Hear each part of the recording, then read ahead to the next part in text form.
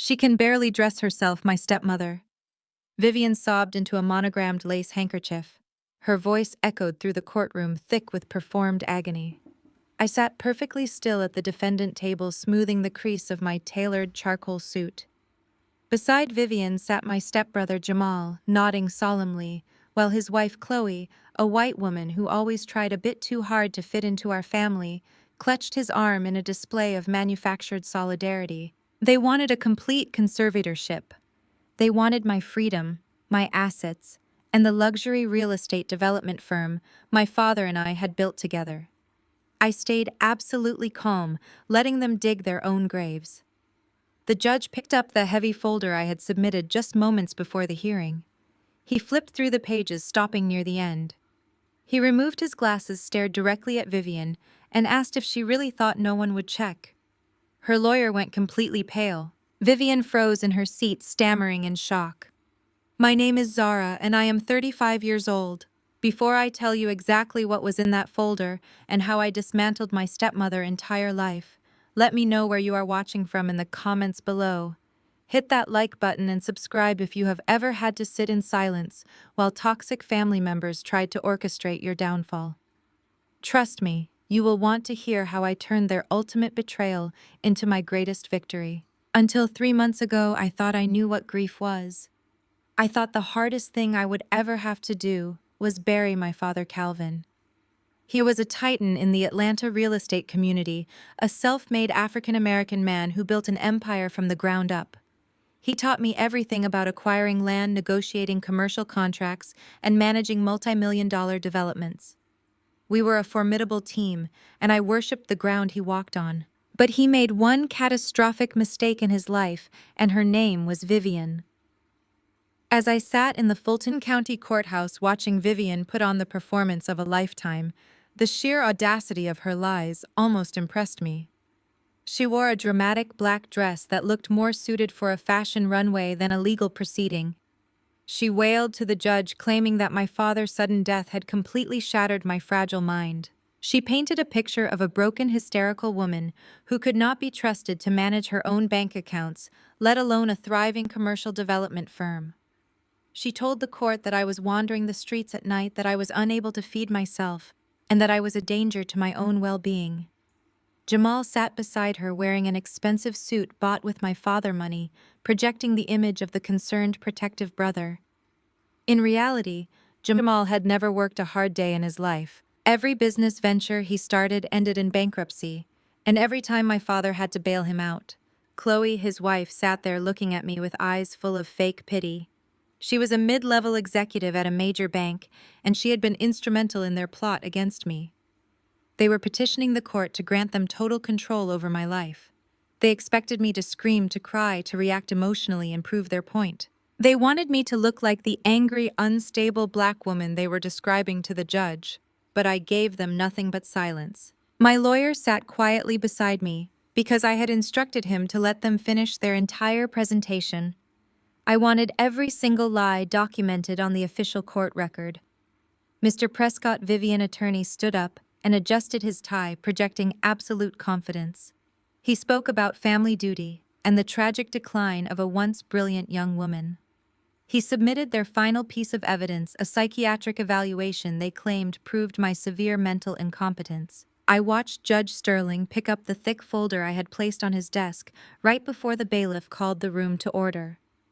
The tension in the room grew suffocating as the judge read through my documents.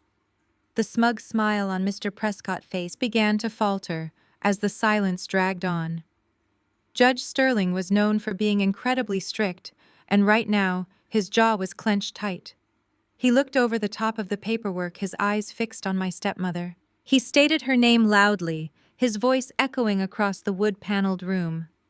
He pointed out that she had submitted psychiatric evaluations, claiming her stepdaughter was incompetent. Then he asked the question that destroyed her case entirely. He asked if she really thought no one would check the medical license numbers because the doctor she cited did not exist. The fallout was instantaneous. Mr. Prescott physically stepped away from his client, his face drained of all color, realizing he had just submitted forged documents to a federal judge. Chloe looked like she wanted to sink into the floor and slip out the back doors. Jamal dropped his supportive brother act and stared at his mother in sheer panic. But to understand how we reached this moment of absolute humiliation for my stepmother, you have to understand where this nightmare actually began. The true betrayal did not start in a courtroom. It started exactly 3 months earlier on the day of my father's funeral. The Georgia sky had opened up, pouring freezing rain over the cemetery as we lowered my father into the ground. I stood under a black umbrella, my heart shattered into a million pieces. My father was my mentor, my best friend, and the only person in the world who truly understood me. His sudden heart attack had left me completely untethered, floating in a sea of overwhelming pain. During the service, Vivian stood beside the casket, wailing loudly and throwing herself against the polished wood. Jamal and Chloe flanked her, putting on a spectacular show of grief for the hundreds of business associates and community leaders who had come to pay their respects. I stood slightly apart from them, mourning in silent dignity, the way my father would have wanted. After the service, the guests began to disperse, heading to their cars to escape the torrential rain. I lingered at the graveside, needing a few final moments alone with him. I needed to say goodbye to the man who had shaped my entire world. I did not notice that Vivian, Jamal, and Chloe had left the cemetery in a suspicious hurry. By the time I finally walked back to my car, I was physically and emotionally drained. All I wanted was to go back to the family estate in Buckhead, the house I had grown up in, to find some comfort in my father's study. I just wanted to smell his cologne and sit in his leather chair. I drove through the winding, affluent streets of Atlanta, the rain beating heavily against my windshield. The drive felt endless, my mind replaying every memory I had of him. When I finally pulled up to the massive wrought iron gates of the estate, I pressed the button on my remote opener. Nothing happened. Assuming the storm had caused an electrical glitch, I rolled down my window and pressed the intercom button. It buzzed uselessly. I tried my access code on the keypad, but the screen flashed a red error message indicating my access was denied. My stomach dropped. I got out of my car, ignoring the rain soaking through my black dress, and walked up to the pedestrian gate. That was when I saw him. A large man in a private security uniform stepped out from the guardhouse. I had never seen him before. I told him my name and explained that I lived there. He looked at a clipboard in his hand and shook his head. He told me he was sorry, but he had strict instructions from the homeowner. He said I was not on the approved access list and I was not permitted on the property. I asked him what he meant by the homeowner, my voice trembling with a mix of cold and confusion. I told him my father owned this house and he was just buried 2 hours ago. I told him this was my home. The guard crossed his arms and stared at me blankly. He said Vivian gave the orders. The locks had been changed and he was instructed to call the police if I attempted to force entry. I stood there in the pouring rain, staring through the iron bars at the massive brick home where I had spent my entire life. Through the large front windows I could see movement. Jamal and Vivian were inside, briskly carrying cardboard boxes down the main staircase. They were not grieving. They were packing up my father's most valuable possessions. My father had not even been in the ground for 3 hours, and they had already initiated a hostile takeover of his home. I reached for my phone and dialed Vivian's number. I could see her through the window, pull her phone from her pocket, glance at the screen, and deliberately hit the ignore button. She then turned to Jamal, laughed at something he said, and continued loading a box with my father's expensive watch collection. The reality of the situation crashed over me like a tidal wave. This was not a misunderstanding. This was a calculated ambush. They knew I would stay behind at the cemetery to mourn. They used that exact window of time to rush back to the estate, change the locks, hire private security, and lock me out of my own home. They wanted me to stand outside in the rain and scream. They wanted me to throw a hysterical fit at the gate so the security guard could file a police report documenting my erratic behavior. They were laying the groundwork for the exact narrative they would later try to sell to the judge. They needed me to look crazy so they could take everything. But I was my father's daughter. I did not scream. I did not cry. I did not give them the satisfaction of witnessing my desperation. I simply turned around, walked back to my car, and gripped the steering wheel, until my knuckles turned white. If they wanted a war, they were going to get one. I put the car in drive and pulled away from the gates of my childhood home, leaving them to their looting. I wiped the rain from my face and focused my mind entirely on survival. The grief would have to wait. Right now, I needed to secure my company, my finances, and my future before Vivian could rip everything away from me. I drove away from the estate telling myself to stay perfectly calm. I had no idea that their lockout was only the first step in a much larger and far more sinister plan to completely erase my existence and drain my bank accounts.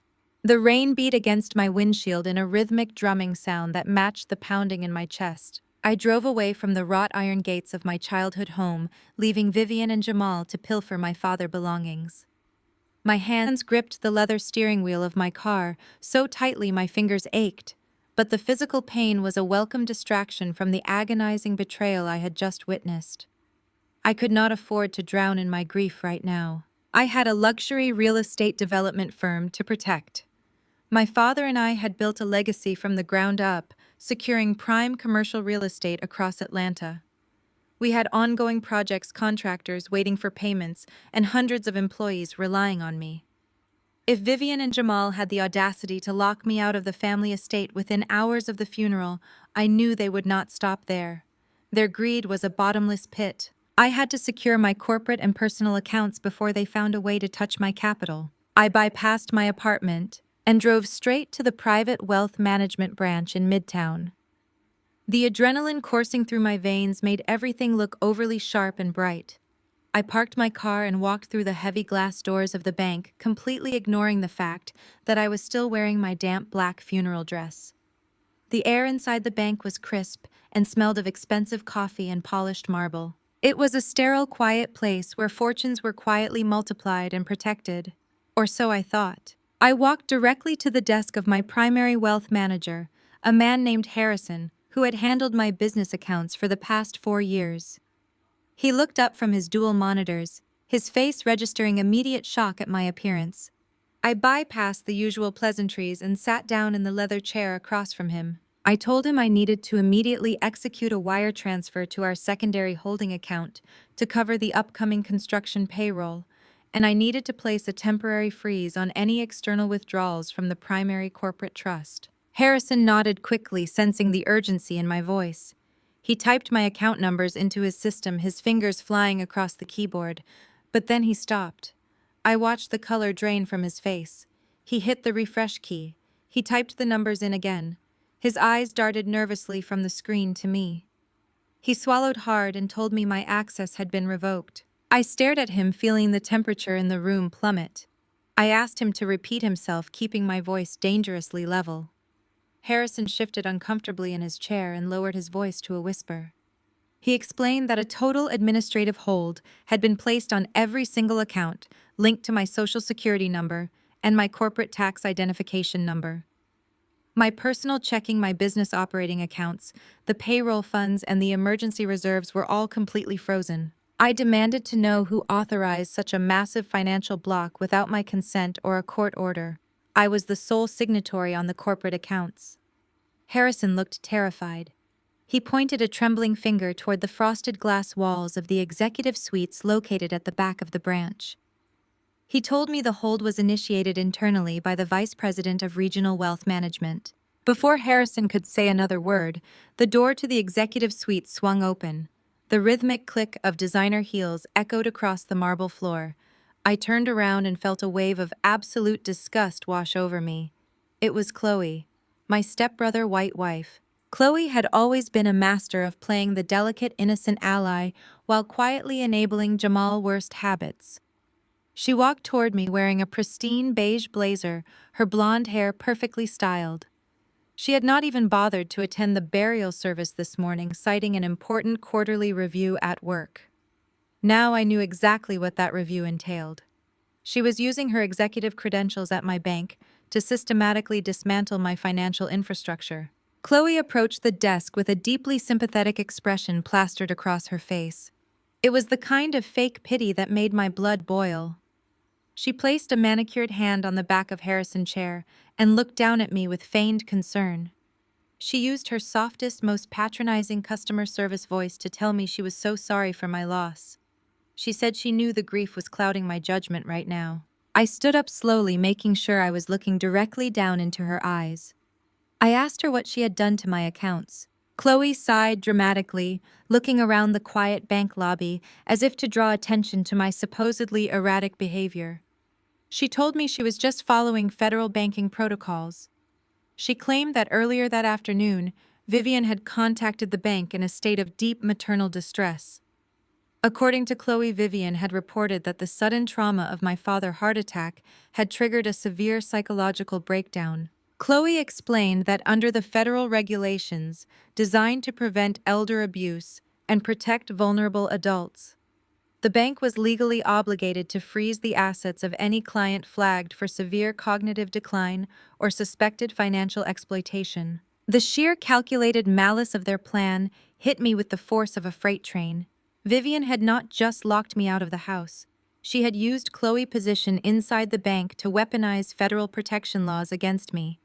By claiming I was mentally unstable and vulnerable, they had effectively paralyzed my entire business operation. Chloe leaned in closer, her voice dropping to a conspiratorial whisper. She told me Vivian was just trying to protect my father's legacy from my current state of mind. She said the bank simply could not allow an unstable individual to move millions of dollars in corporate funds while undergoing a psychiatric crisis.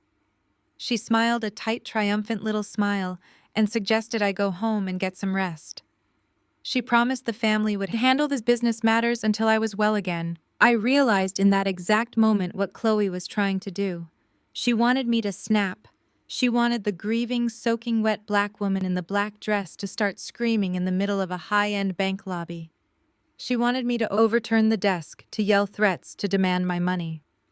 If I reacted with the entirely justified rage burning inside my chest, she would simply call bank security. She would have the incident documented on an official police report, proving to the world and to any future judge that I was exactly as unhinged and dangerous as they claimed.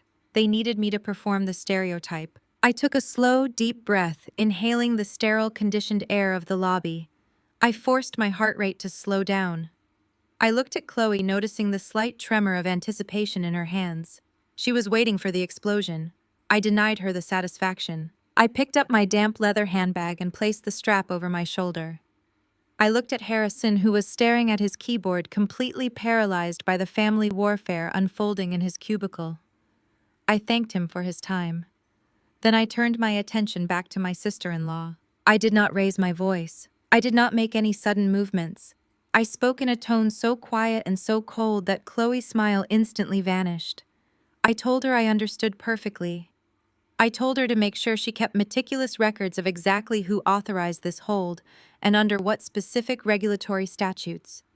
I promised her that every single piece of paperwork she filed today would be reviewed very closely in the near future. Chloe tried to maintain her smug composure, but her eyes betrayed a flicker of genuine anxiety. She told me to take care of myself and stepped out of my way. I walked out of the bank with my head held high, my posture absolute perfection. But the moment the heavy glass doors closed behind me and the stifling Georgia heat hit my face, the reality of the crisis threatened to crush me. I walked to my car and locked the doors. I had 48 hours before the construction payroll hit. I had subcontractors preparing to pour thousands of tons of concrete at my Midtown commercial site by Friday morning. If those checks bounced, my development firm would be in breach of contract. The union workers would walk off the job. The investors would panic. The domino effect would trigger default clauses across multiple properties. Vivian and Jamal knew exactly what they were doing. By freezing my operating capital, they were not just stealing my money. They were actively bankrupting the company my father and I had bled to build. They wanted to force my business into foreclosure so they could swoop in and sell the prime real estate assets to the highest bidder. I sat in the driver's seat, listening to the rain hammer against the roof of my car. I was locked out of my childhood home. I was entirely cut off from my own money. I was being framed as a psychiatric risk by the very people who were supposed to be my family. They had cornered me with a terrifying level of corporate and legal precision. But they had made one fatal miscalculation. They assumed that because I was grieving, I would be weak. They assumed that without my father, I was simply a target waiting to be dismantled. They did not understand that my father had not just taught me how to build skyscrapers. He had taught me how to survive in a world designed to tear women like me down. I started the engine, wiping the last trace of a tear from my cheek. I was going to let them think they had won this round. I was going to let them celebrate their clever little inside job. Because the longer they thought I was broken, the less prepared they would be when I finally decided to strike back. The drive from the bank back to my midtown office was a blur of gray rain and red brake lights. My mind was racing, processing the sheer scale of the ambush Vivian and Chloe had just executed. I parked in my reserved spot beneath the glass and steel high-rise that housed my real estate development firm. Walking through the lobby, I focused on keeping my posture straight and my breathing steady. The moment I stepped out of the elevator and onto my floor, the familiar hum of my business washed over me. Telephones were ringing, and junior architects were carrying large rolls of blueprints across the open floor plan. It was a beautiful, thriving ecosystem of commerce and creativity that my father and I had painstakingly built over the last decade. And now, because of a fake psychiatric report and a corrupt sister-in-law, it was entirely paralyzed. I walked into my corner office and closed the heavy oak door, shutting out the noise. I sat behind my desk and pulled up my financial dashboards on my computer. Seeing the bright red access denied banners flashing across my screen made my stomach turn. The clock was ticking loud and fast. I had exactly 48 hours until our bi-weekly payroll was automatically processed. It was not just my internal staff who needed to be paid. I had 3 major commercial construction sites active across Atlanta. If the funds did not clear for the union subcontractors by Friday morning, they would pull their crews off the sites. Cranes would stop moving. Concrete would dry in the trucks. The investors would catch wind of the stalled progress and trigger default clauses that would completely cannibalize my entire portfolio. Vivian and Jamal knew this. They had timed their attack with absolute precision, hitting me at the most vulnerable point in our billing cycle. I rubbed my temples, trying to think of a way to liquidate personal assets or secure a short-term bridge loan. But Chloe had flagged my social security number, placing a dark cloud over my credit profile across the entire banking network. Any traditional lender would run a check, see the elder abuse and mental instability flags, and immediately deny my applications. They had locked me in a financial cage and thrown away the key. Before I could even formulate a backup plan, the heavy oak door of my office swung open without a single knock. My receptionist stood in the hallway looking incredibly apologetic, telling me she tried to stop him.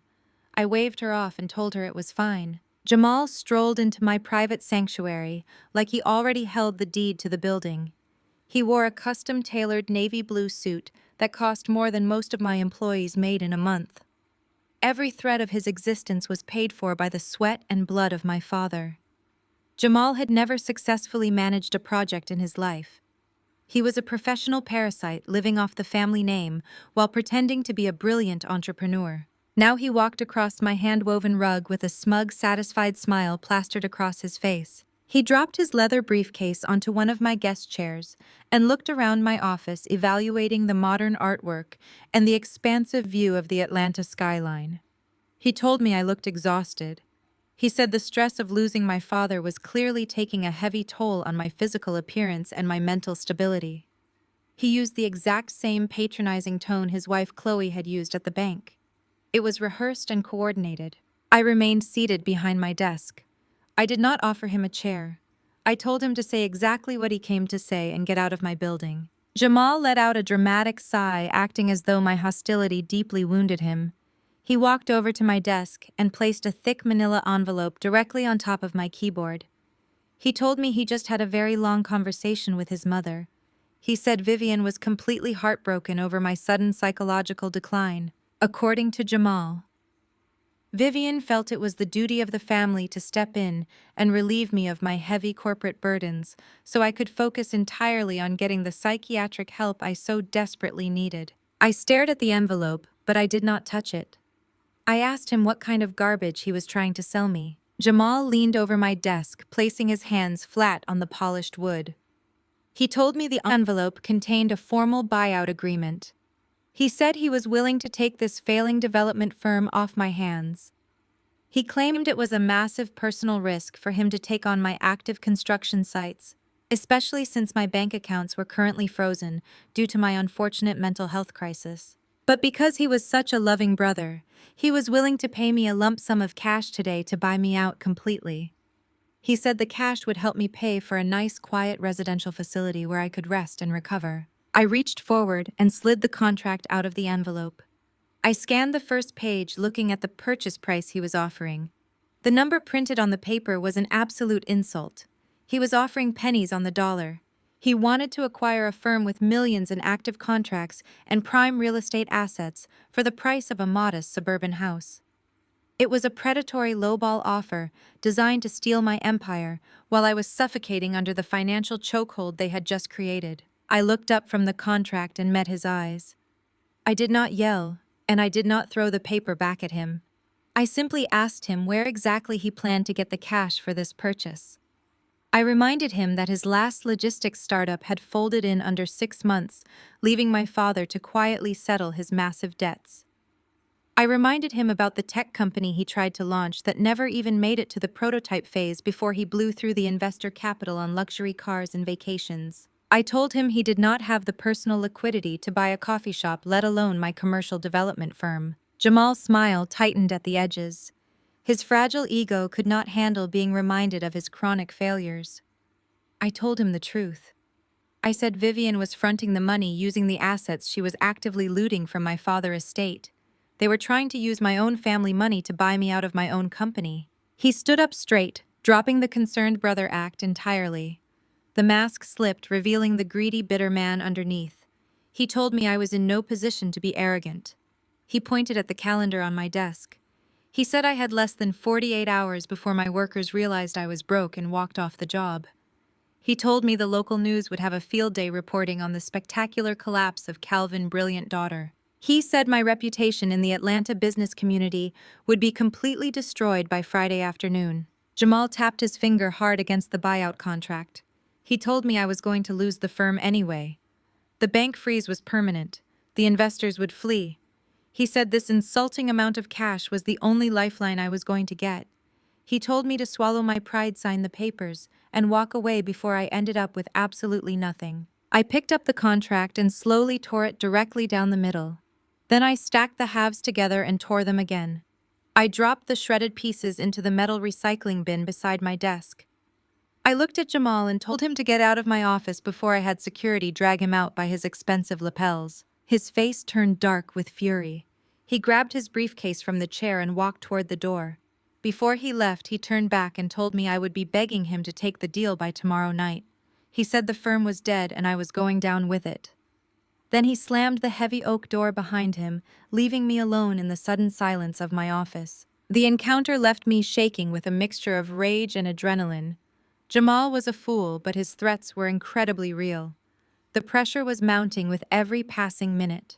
Tearing up his predatory contract felt satisfying in the moment, but it did not solve my fundamental problem. I was still locked out of my capital. The payroll deadline was still rushing toward me like a runaway train. I stood up and walked over to the floor-to-ceiling windows looking out at the city skyline. I could see one of my own cranes in the distance towering over a new mixed-use development project. My father and I had poured our souls into that project. I could not let Vivian and her parasitic son tear it all down simply because they found a temporary loophole in the banking system. I needed to find a way around the freeze. I needed to uncover a reserve they did not know about, or I needed to expose their fraud before the 48 hours expired. The walls were closing in fast, but I absolutely refused to let them break me. I walked back to my desk and opened a bottom drawer, searching for a specific ledger I used for personal tracking. My hands blindly rummaged through a stack of old files and forgotten office supplies. I pushed aside a heavy cardboard box that my father had left in my office years ago, containing some of his old field notebooks and personal items he liked to keep close to me. I had not looked inside that box since the day he brought it over. As my fingers brushed against the worn canvas of his favorite old work jacket, something felt strangely out of place. There was a rigid, dense object hidden deep within the fabric, creating a sharp contrast to the soft, worn material.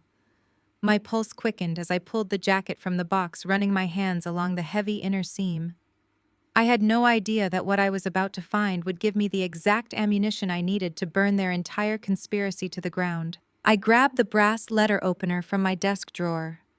My hands were remarkably steady as I slid the sharp edge under the heavy stitching of my father's old canvas work jacket. I carefully sliced through the thick thread separating the inner lining from the tough outer shell. My father had worn this jacket during the early days of his career, walking through muddy construction sites in downtown Atlanta, building his empire from the ground up. The fabric smelled faintly of cedar and the distinct metallic scent of construction dust. I reached deep into the hidden cavity I had just created, my fingers wrapped around something cold and heavy. I pulled it out and dropped it onto the polished surface of my mahogany desk. It was a small object wrapped tightly in dark oilcloth. I peeled back the stiff fabric. A heavy brass key fell out glinting under the warm light of my office lamps. It did not look like a standard bank key. There was no corporate logo stamped into the metal, just a deeply engraved serial number. Beneath the key, inside the folds of the oilcloth, was a thick, laminated index card. I picked it up. My father's handwriting filled the small space. He had written down a long sequence of numbers followed by a physical address located in one of the most secure private financial districts in Atlanta. I stared at the address and a profound sense of clarity washed over me. My father had always been a man who believed in absolute preparation. He knew that the traditional banking system was flawed. He knew that relying entirely on institutional wealth management left a person vulnerable to internal corruption. He must have anticipated that someone might eventually try to weaponize our corporate accounts. He had deliberately chosen an independent private vault facility. It was a completely off-the-grid institution where wealthy individuals stored hard assets outside the reach of standard commercial banks. Chloe could use her vice president credentials to freeze my traditional checking accounts all day long, but she had absolutely zero jurisdiction over an independent private vault. I glanced at the clock on my wall. I had less than 48 hours to process the massive payroll for my union subcontractors. If I did not secure liquid capital immediately, my construction sites would shut down, and Vivian would win. I grabbed the brass key and the laminated card. I locked my office door behind me and took the private elevator down to the parking garage. The drive to the private vault facility took less than 20 minutes, but my mind raced the entire time. I navigated through the heavy Atlanta traffic, keeping a close eye on my rearview mirror. Vivian and Jamal had already proven they were willing to use any dirty tactic available to them. I could not afford to be careless. I pulled up to a discreet, unmarked building constructed entirely of concrete and dark-tinted glass. There were no signs advertising wealth management or banking services. The facility was designed for absolute anonymity. I walked through the reinforced front doors and approached the reception desk. An armed security guard stood silently in the corner. The receptionist, a sharply dressed woman with a highly professional demeanor, asked how she could assist me. I placed the heavy brass key and the laminated card on the counter. I told her I was there to access a secure box. She took the key and typed the serial number into her system. Her eyes flicked up to meet mine. She asked for my identification and the primary account passphrase. I handed her my driver license. Then I read the cryptic sequence of numbers exactly as my father had written them on the card. The receptionist nodded and pressed a button under her desk. A heavy steel door buzzed open behind her. She told me the vault manager would escort me to a private viewing room. I followed a tall man in a tailored suit down a long, brightly lit corridor. The walls were lined with thousands of secure steel boxes. The silence in the room was absolute. We reached a specific section near the back of the vault. The manager inserted his master key into a large lock, and I inserted my father's brass key right beside it. We turned them simultaneously. The heavy metal door clicked open. The manager pulled out a long steel container and carried it into a small private room, locking the door behind me, so I could examine the contents in total privacy. I stood alone in the quiet room looking down at the steel box. My heart beat heavily against my ribs. I lifted the lid. The first thing I saw was a stack of certified cashier checks and neatly banded bundles of high-denomination currency. My father had left a massive emergency cash reserve completely untethered from my primary Social Security number. It was more than enough liquid capital to cover the union payroll for the next 3 months. The immediate crisis was instantly solved. I could walk out of this building, pay my subcontractors by Friday morning, and keep every single one of my construction sites fully operational. Vivian predatory financial chokehold had just been rendered completely useless. But the money was only the beginning. Beneath the thick stacks of currency, I found a series of heavy leather-bound ledgers and a large sealed legal envelope. I carefully opened the envelope. Inside was my father's authentic, unalterable living trust. The document was meticulously drafted by a private attorney completely separate from the family lawyers Vivian usually dealt with. I read through the pages, my eyes scanning the dense legal terminology. The trust named me as the sole trustee and the absolute executor of his entire estate. But it went much further than that. My father had explicitly disinherited Vivian. He had added a specific clause revoking any financial support for her, or Jamal citing a long history of financial manipulation and broken marital trust. I set the trust down and picked up the first leather-bound ledger. I opened it and realized exactly why my father had updated his will in secret. The ledger contained a decade worth of private financial tracking. My father had hired his own forensic accountant years ago to monitor his personal accounts. The pages were filled with highlighted bank transfers, unauthorized offshore wires, and fake vendor invoices. Vivian had been systematically bleeding his personal wealth dry for years. She had been funneling hundreds of thousands of dollars into dummy corporations to fund Jamal's endless string of failed business ventures. I turned the page and my breath caught in my throat. Attached to one of the unauthorized wire transfers was a routing confirmation slip. The authorizing signature on the internal bank document belonged to Chloe. My sister-in-law had been using her executive banking credentials to facilitate Vivian embezzlement for years. They had been running a highly coordinated theft operation right under my father's nose. I had figured it out, but his sudden heart attack had stopped him from taking the evidence to the authorities. He had locked all the proof in this vault, knowing I would eventually find it. I sat in the quiet viewing room, surrounded by millions of dollars in emergency capital and enough explosive evidence to send my entire stepfamily to federal prison. The profound intelligence of my father's foresight brought tears to my eyes, but I quickly wiped them away. I did not have time to cry. I had a war to win. Vivian and Jamal thought they had broken me. They thought locking me out of the house and freezing my bank accounts would force me to surrender my company for pennies on the dollar. They fully expected me to default on my construction loans by Friday. I realized that the best strategy was to let them continue believing they were winning. If they thought I was desperate and financially paralyzed, they would get sloppy. They would escalate their attacks and expose themselves further. I packed the stacks of emergency capital, the leather-bound ledgers, and the authentic living trust into my briefcase. I closed the empty steel box and walked out of the private viewing room. I finalized the paperwork at the front desk, securing the funds I needed to process my corporate payroll through an independent routing system.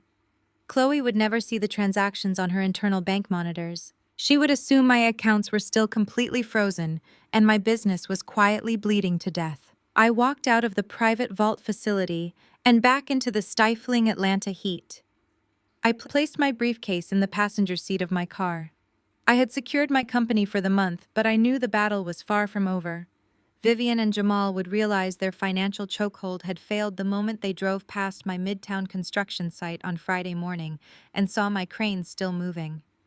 I knew they would not just accept defeat. They would escalate their tactics. They would try to destroy my reputation in the business community to force my investors to abandon me. I started my car and pulled out into the traffic. I was ready for whatever smear campaign they wanted to launch next, because I was now holding all the cards. I was going to let them dig their graves just a little bit deeper before I buried them completely. I drove back to my office with the heavy leather briefcase resting on the passenger seat. The sheer weight of the cash and the explosive documents grounded me. I had survived the 48-hour deadline. By the time the sun rose on Friday morning, every single union subcontractor on my payroll had received their funds through a secure independent routing system. I stood by the floor-to-ceiling windows of my office, holding a cup of black coffee, and watched the city wake up.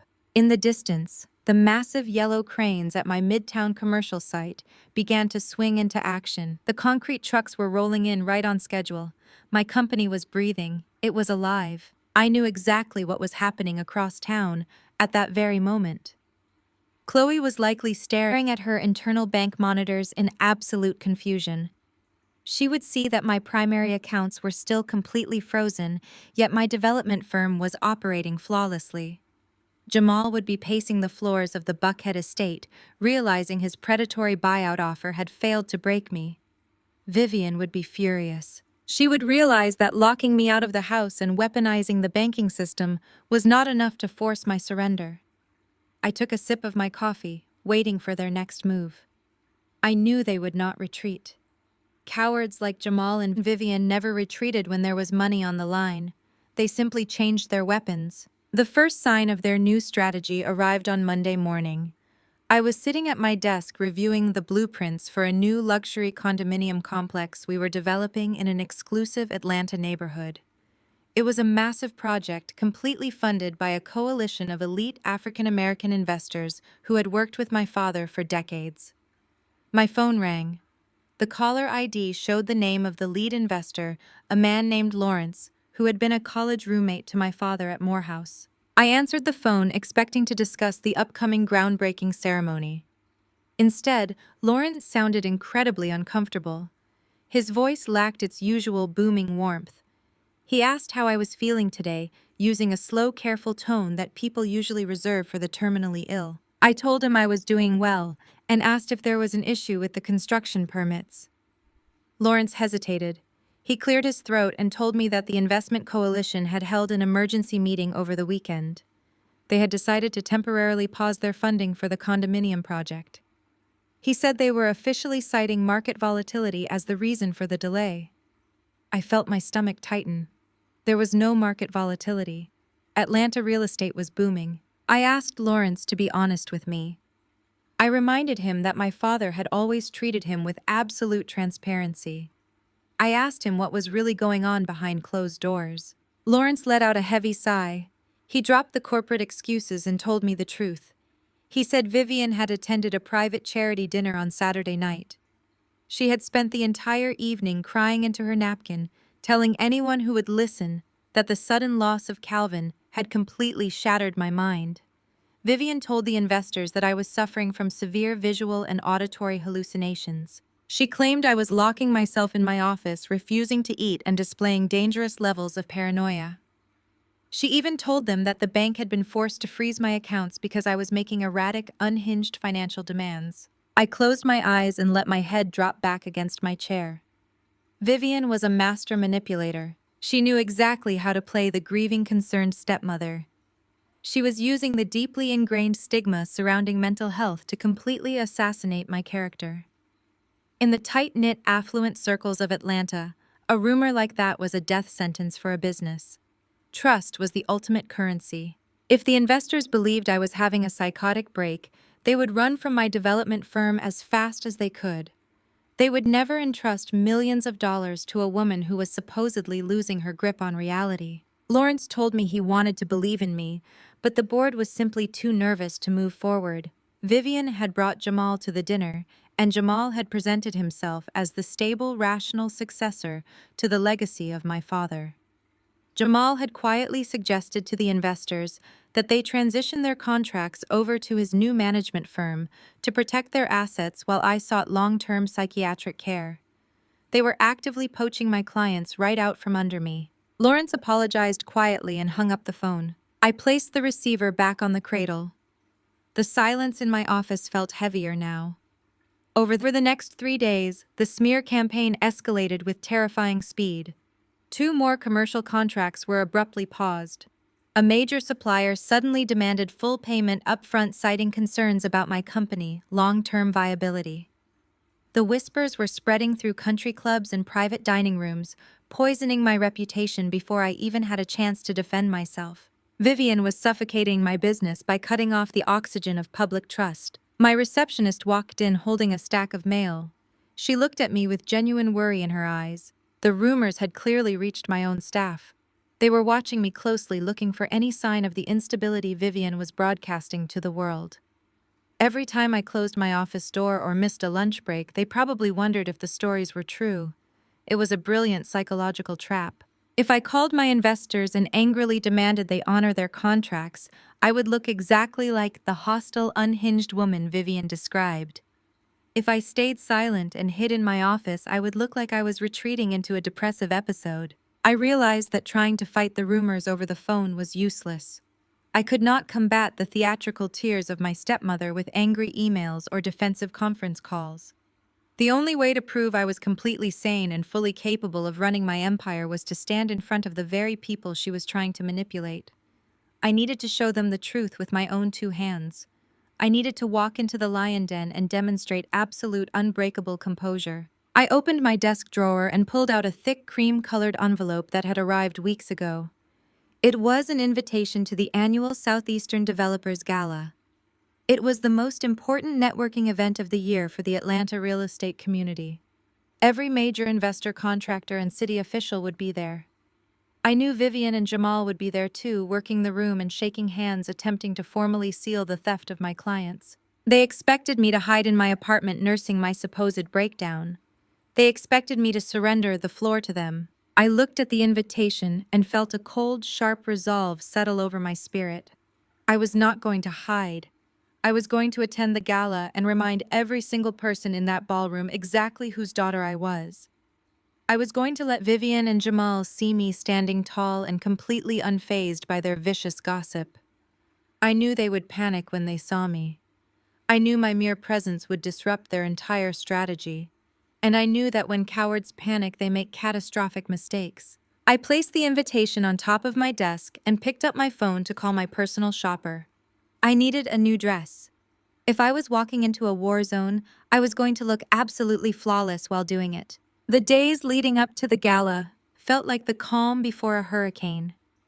I continued to operate my firm with meticulous precision, ensuring every ongoing project remained perfectly on schedule.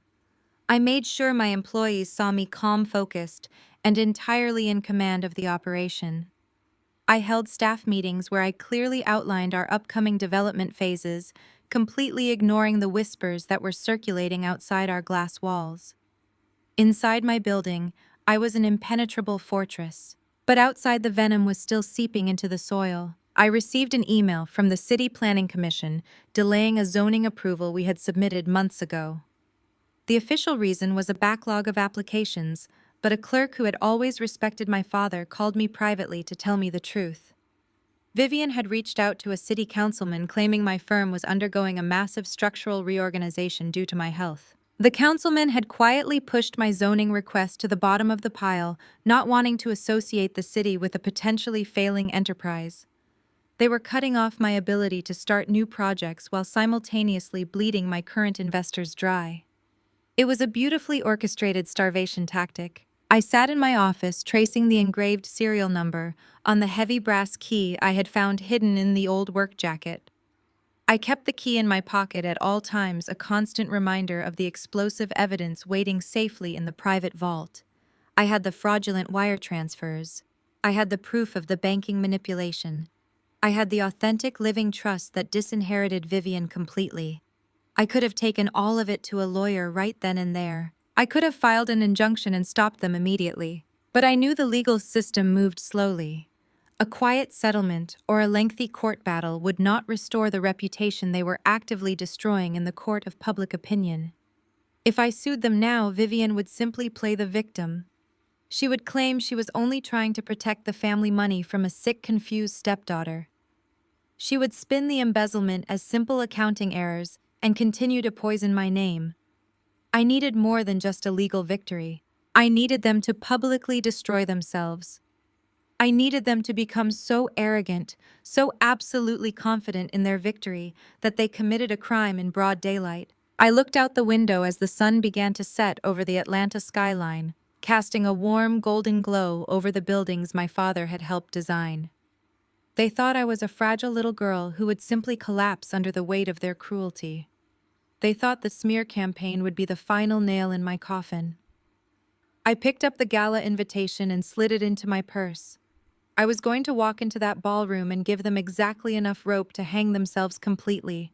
The grand ballroom of the St. Regis Hotel was a blinding display of crystal chandeliers and black tie elegance. This was the undisputed epicenter of Atlanta elite society. I stepped through the gilded double doors wearing a floor-length emerald green silk gown that commanded absolute attention. My hair was styled in an immaculate updo, and my posture was rigid with determination.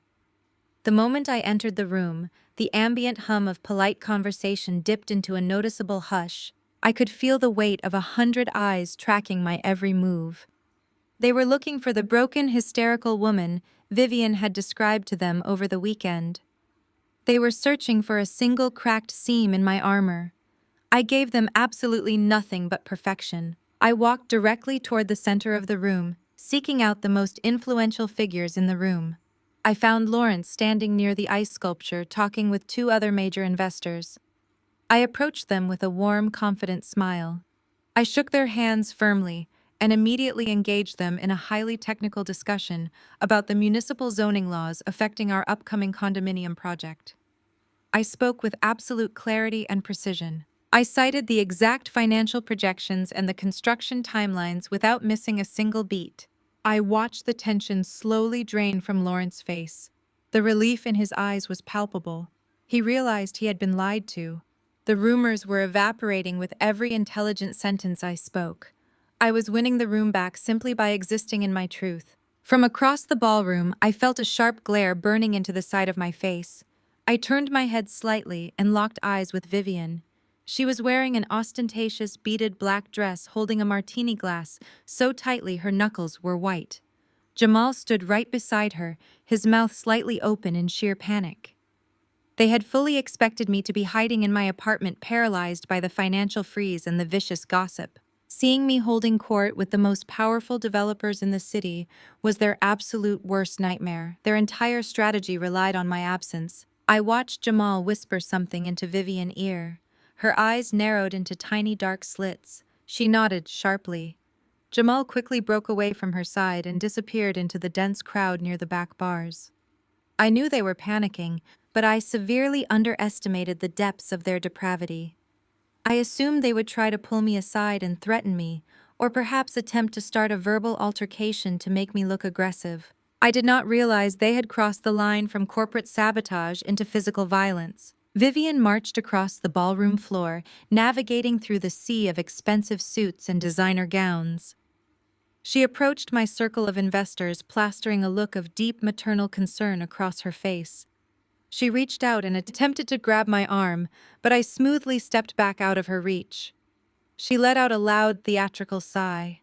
She looked at Lawrence and the other men, apologizing for my supposed stubbornness. She spoke to me in a sickeningly sweet voice, asking if I had taken my medication today. I smiled coldly and told her I had no idea what she was talking about. I kept my voice perfectly level, refusing to give her the angry reaction she was desperately trying to provoke. I turned back to Lawrence and continued our conversation about the concrete supply chain. Vivian stood there seething but unable to break my composure. A few minutes later, a waiter carrying a silver tray approached our small circle. He offered us refreshments. I reached for a tall glass of sparkling water with a twist of lime, which was exactly what I always drank at these events. I took a long sip. The water tasted faintly metallic and bitter, but I brushed it off, assuming it was just the heavy mineral content of the expensive brand they were serving. I took another sip and continued talking. It took less than 10 minutes for the heavy prescription sedative to hit my bloodstream. I was in the middle of explaining a complex tax incentive program to a city councilman when the edges of my vision suddenly blurred.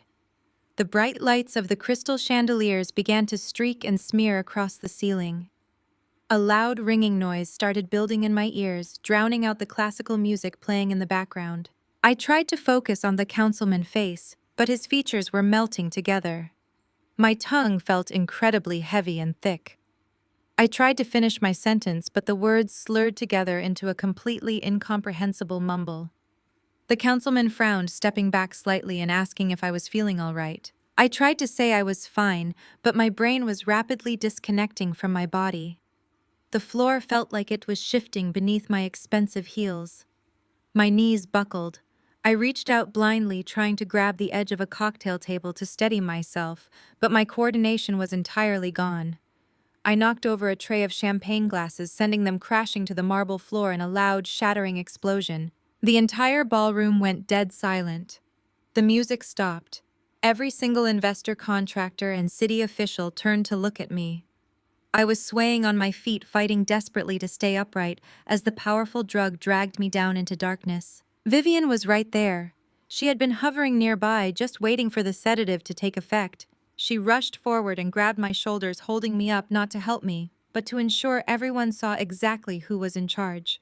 She projected her voice, projecting maximum fake agony, so that her words bounced off the walls of the cavernous room. She cried out, begging the crowd to give us space.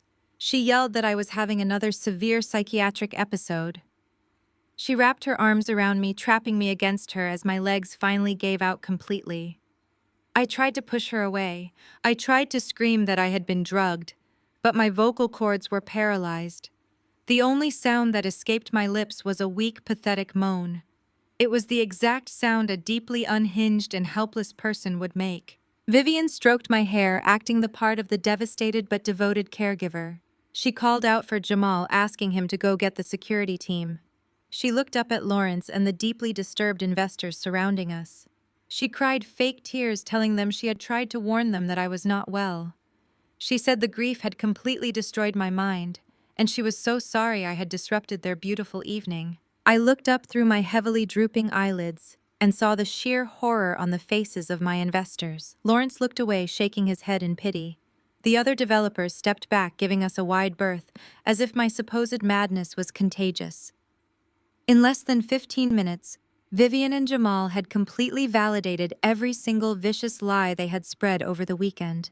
They had literally poisoned me to prove their point. Two large security guards in black suits pushed through the crowd. Jamal was leading them, pointing directly at me with a look of grave concern. Vivian handed my limp body over to the guards, telling them to please be gentle with her sick daughter. The guards gripped my arms tightly and began to physically drag me out of the ballroom. My feet dragged uselessly against the expensive carpets. The city elite watched me go, whispering to each other, shaking their heads at the spectacular public collapse of Calvin's proud daughter. I was completely incapacitated, but a small, isolated corner of my mind was still sharp, still furiously awake. I knew this was the lowest point. I knew they had just successfully humiliated me in front of my entire professional world. But as the guards pulled me toward the heavy exit doors, I saw Chloe standing near the coat check holding her designer tote bag. I knew exactly what I had to do next. She can barely dress herself. My stepmother Vivian sobbed those words into a monogrammed lace handkerchief, letting her voice echo through the cavernous wood-paneled courtroom. I sat perfectly still at the defendant table, smoothing the invisible crease of my tailored charcoal suit. The judge slowly removed his glasses and stared directly at her, asking if she really thought no one would check the medical license numbers. Her slick lawyer went completely pale. My stepmother froze mid-sob, her theatrical tears drying instantly.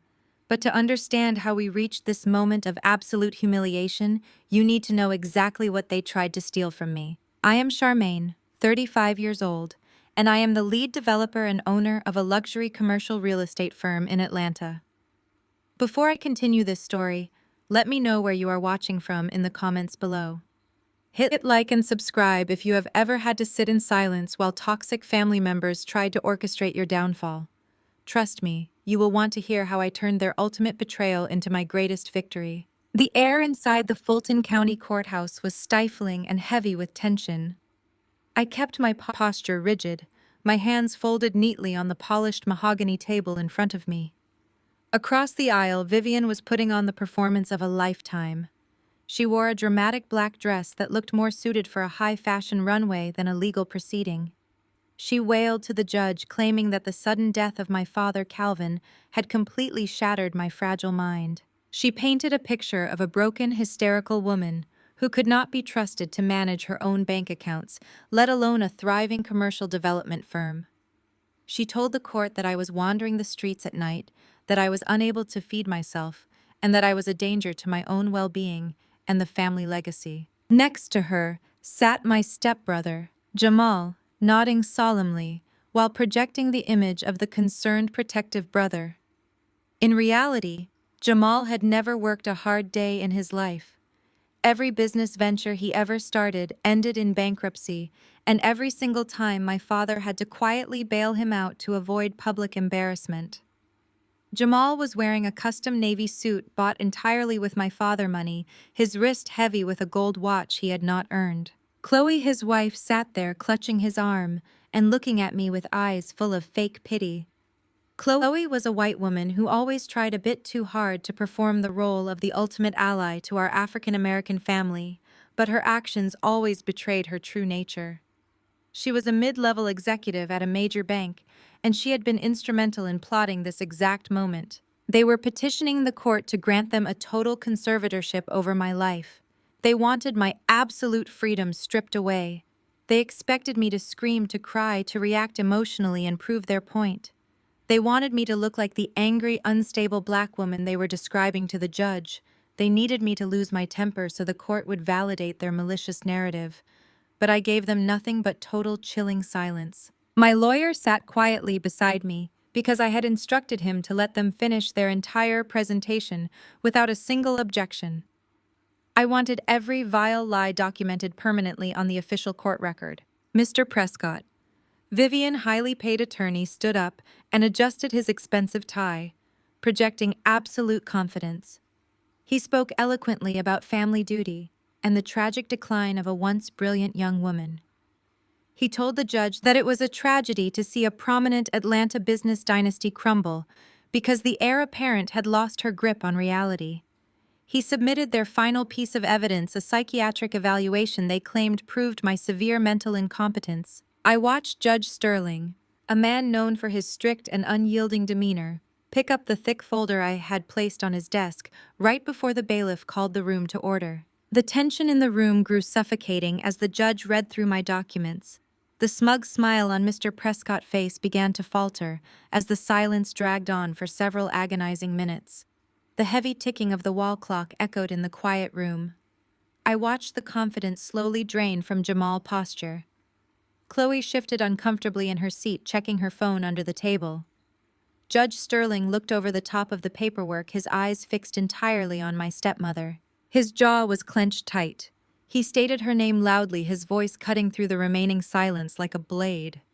He pointed out that she had submitted psychiatric evaluations, claiming her stepdaughter was incompetent. He removed his glasses, resting his hands on the high bench. But just as he opened his mouth to deliver the fatal blow to her entire scheme, my mind violently snapped back to the origin of this absolute betrayal. It started exactly 3 months earlier on the day of my father's funeral. The Georgia sky had opened up, pouring freezing rain over the historic cemetery. As we lowered my father into the red, I stood under a large black umbrella, my heart shattered into a million pieces. My father, Calvin, was a titan in the African-American business community of Atlanta. I was a self-made man who had built a massive empire from absolutely nothing, teaching me everything about acquiring land, negotiating commercial contracts, and managing multi-million-dollar developments. We were a formidable team, and I worshipped the ground he walked on. His sudden massive heart attack had left me completely untethered, floating in a sea of overwhelming pain. During the service, Vivian had stood beside the casket, wailing loudly and throwing herself against the polished wood.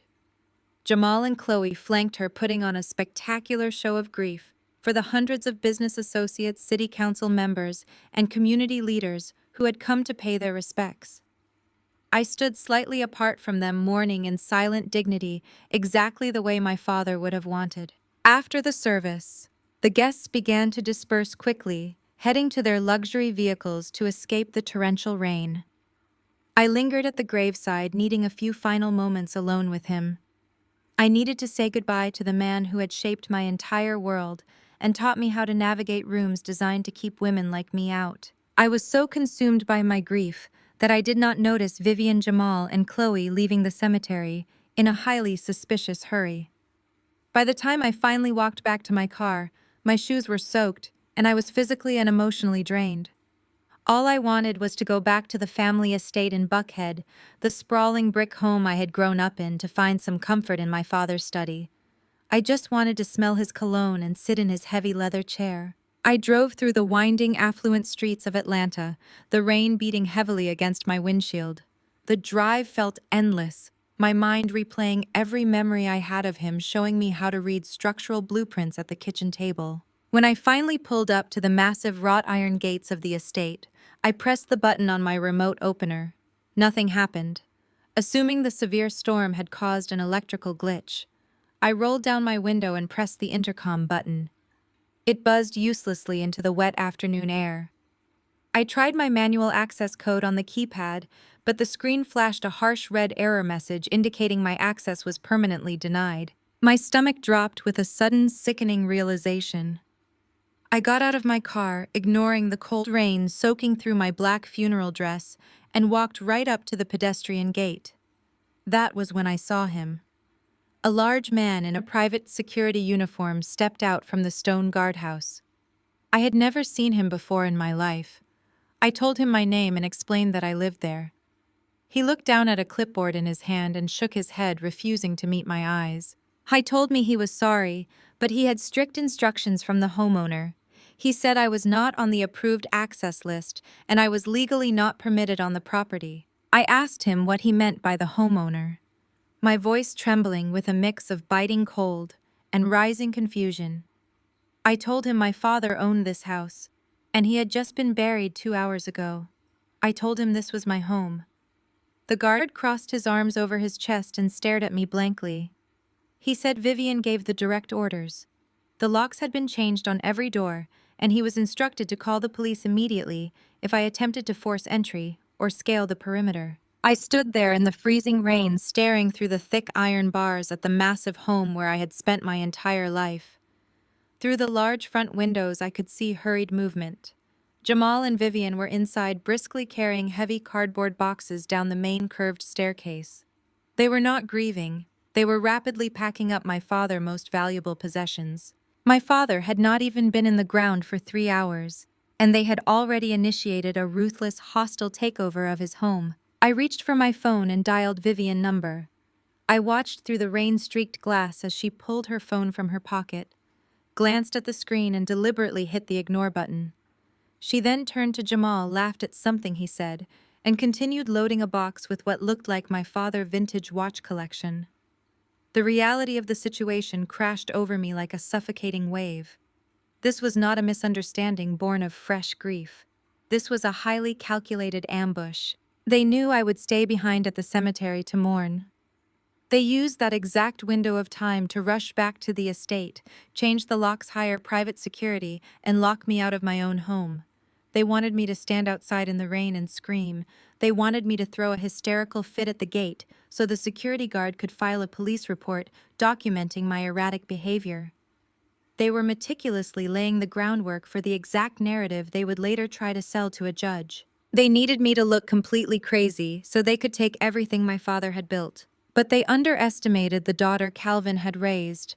I did not scream. I did not cry. I did not give them the satisfaction of witnessing my desperation or recording my anger. I simply turned around, walked back to my car, and gripped the steering wheel until my knuckles ached.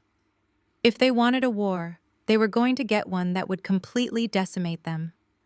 I put the car in drive and pulled away from the gates of my childhood home, leaving them to their looting. I wiped the rain from my face and focused my mind entirely on survival.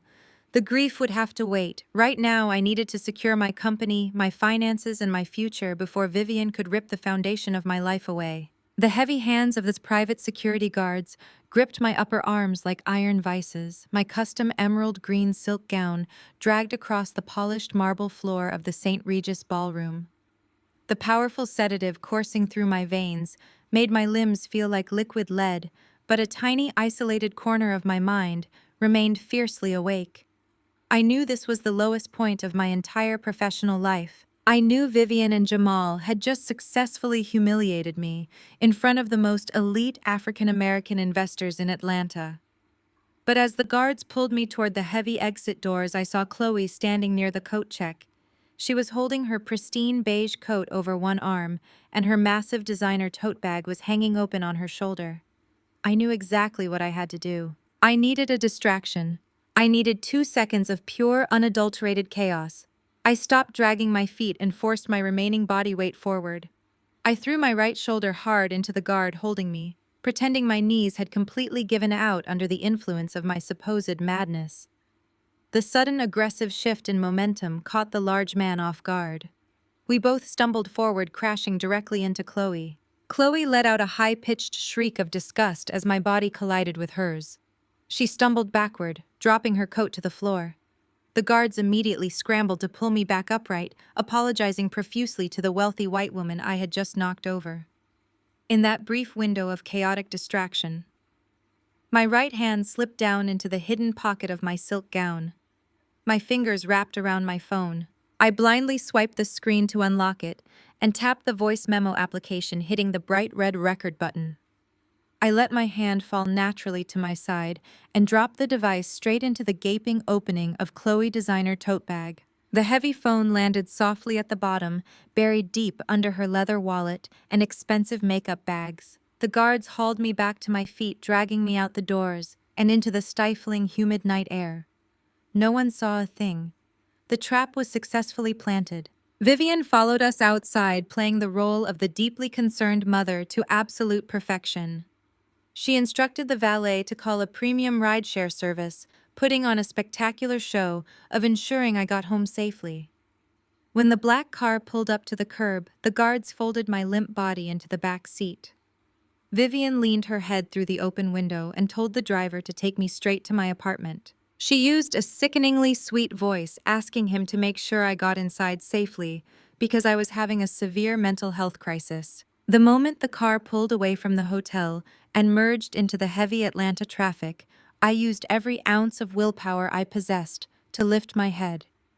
The driver, an older black man, looked at me through the rearview mirror with eyes full of genuine concern. He asked if I needed him to take me to a hospital. I told him no. I forced my slurring tongue to form the words. I gave him the address of a quiet upscale hotel in downtown Atlanta instead of my residential address. I needed absolute anonymity, and I knew Vivian would likely send Jamal to check my apartment later to ensure I was incapacitated. The drive felt like it lasted for hours. The streetlights streaked across the windows in blinding flashes of yellow and red. When we finally arrived at the hotel, the driver kindly helped me out of the car and walked me to the front desk. I paid for the room in cash, using the emergency reserves I had secured from my father's private vault just days prior. I did not want a single credit card transaction tying my name to this location. I took the elevator to the 15th floor and stumbled into my room. I immediately locked the heavy wooden door, engaging the deadbolt and the metal security latch.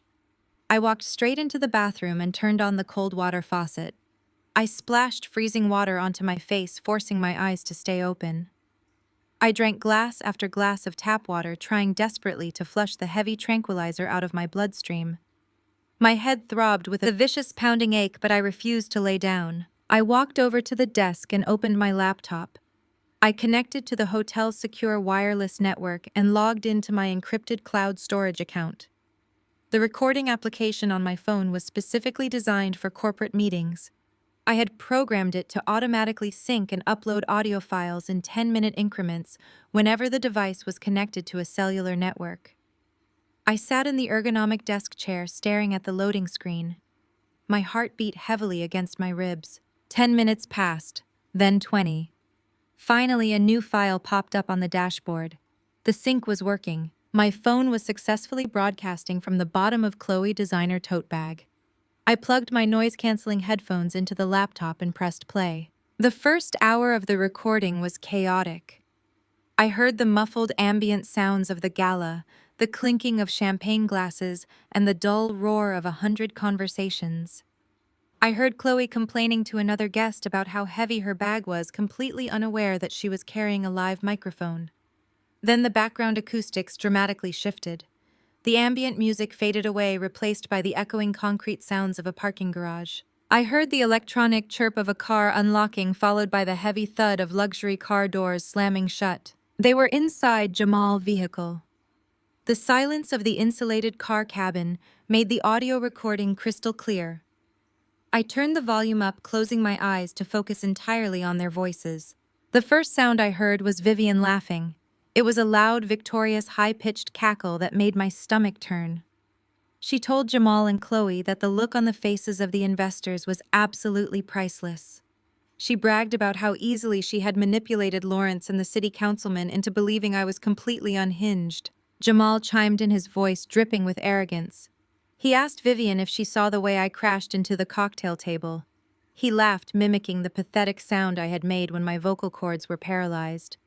Then he gave me the exact admission I needed. Jamal explicitly bragged about the bartender. He said he paid a catering staff member $500 in cash to drop a crushed prescription sedative into my sparkling water. He named the exact medication.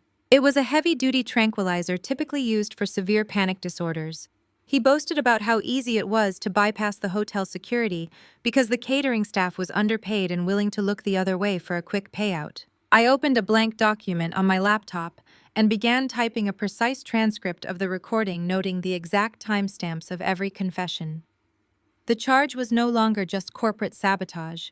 Jamal had just confessed to felony assault and poisoning. The recording continued. The sound of the car engine purred in the background as they drove away from the gala. Chloe's voice came through loud and sharp. She complained that she was the one taking all the real risks. She reminded Vivian and Jamal that freezing my bank accounts was a major violation of federal banking protocols. Chloe explicitly stated how easy it was to use her executive override codes to bypass the secondary verification systems at the bank. She admitted she did not even file the required elder abuse report through the proper compliance channels. She simply pushed the freeze through the mainframe using her vice president credentials to completely circumvent the fraud department. She laughed and said the branch manager Harrison was too terrified of losing his job to ever question her authority. I typed her exact words into my transcript. Chloe had just handed me a neatly wrapped confession to federal wire fraud, banking manipulation, and corporate espionage. She was a licensed financial officer, openly bragging about abusing vulnerable adult protection statutes to bankrupt a client. The federal regulators would absolutely destroy her career and put her in a federal penitentiary for that admission alone. But the most damning piece of evidence was yet to come. Jamal asked Vivian if she was worried about the upcoming court hearing for the conservatorship.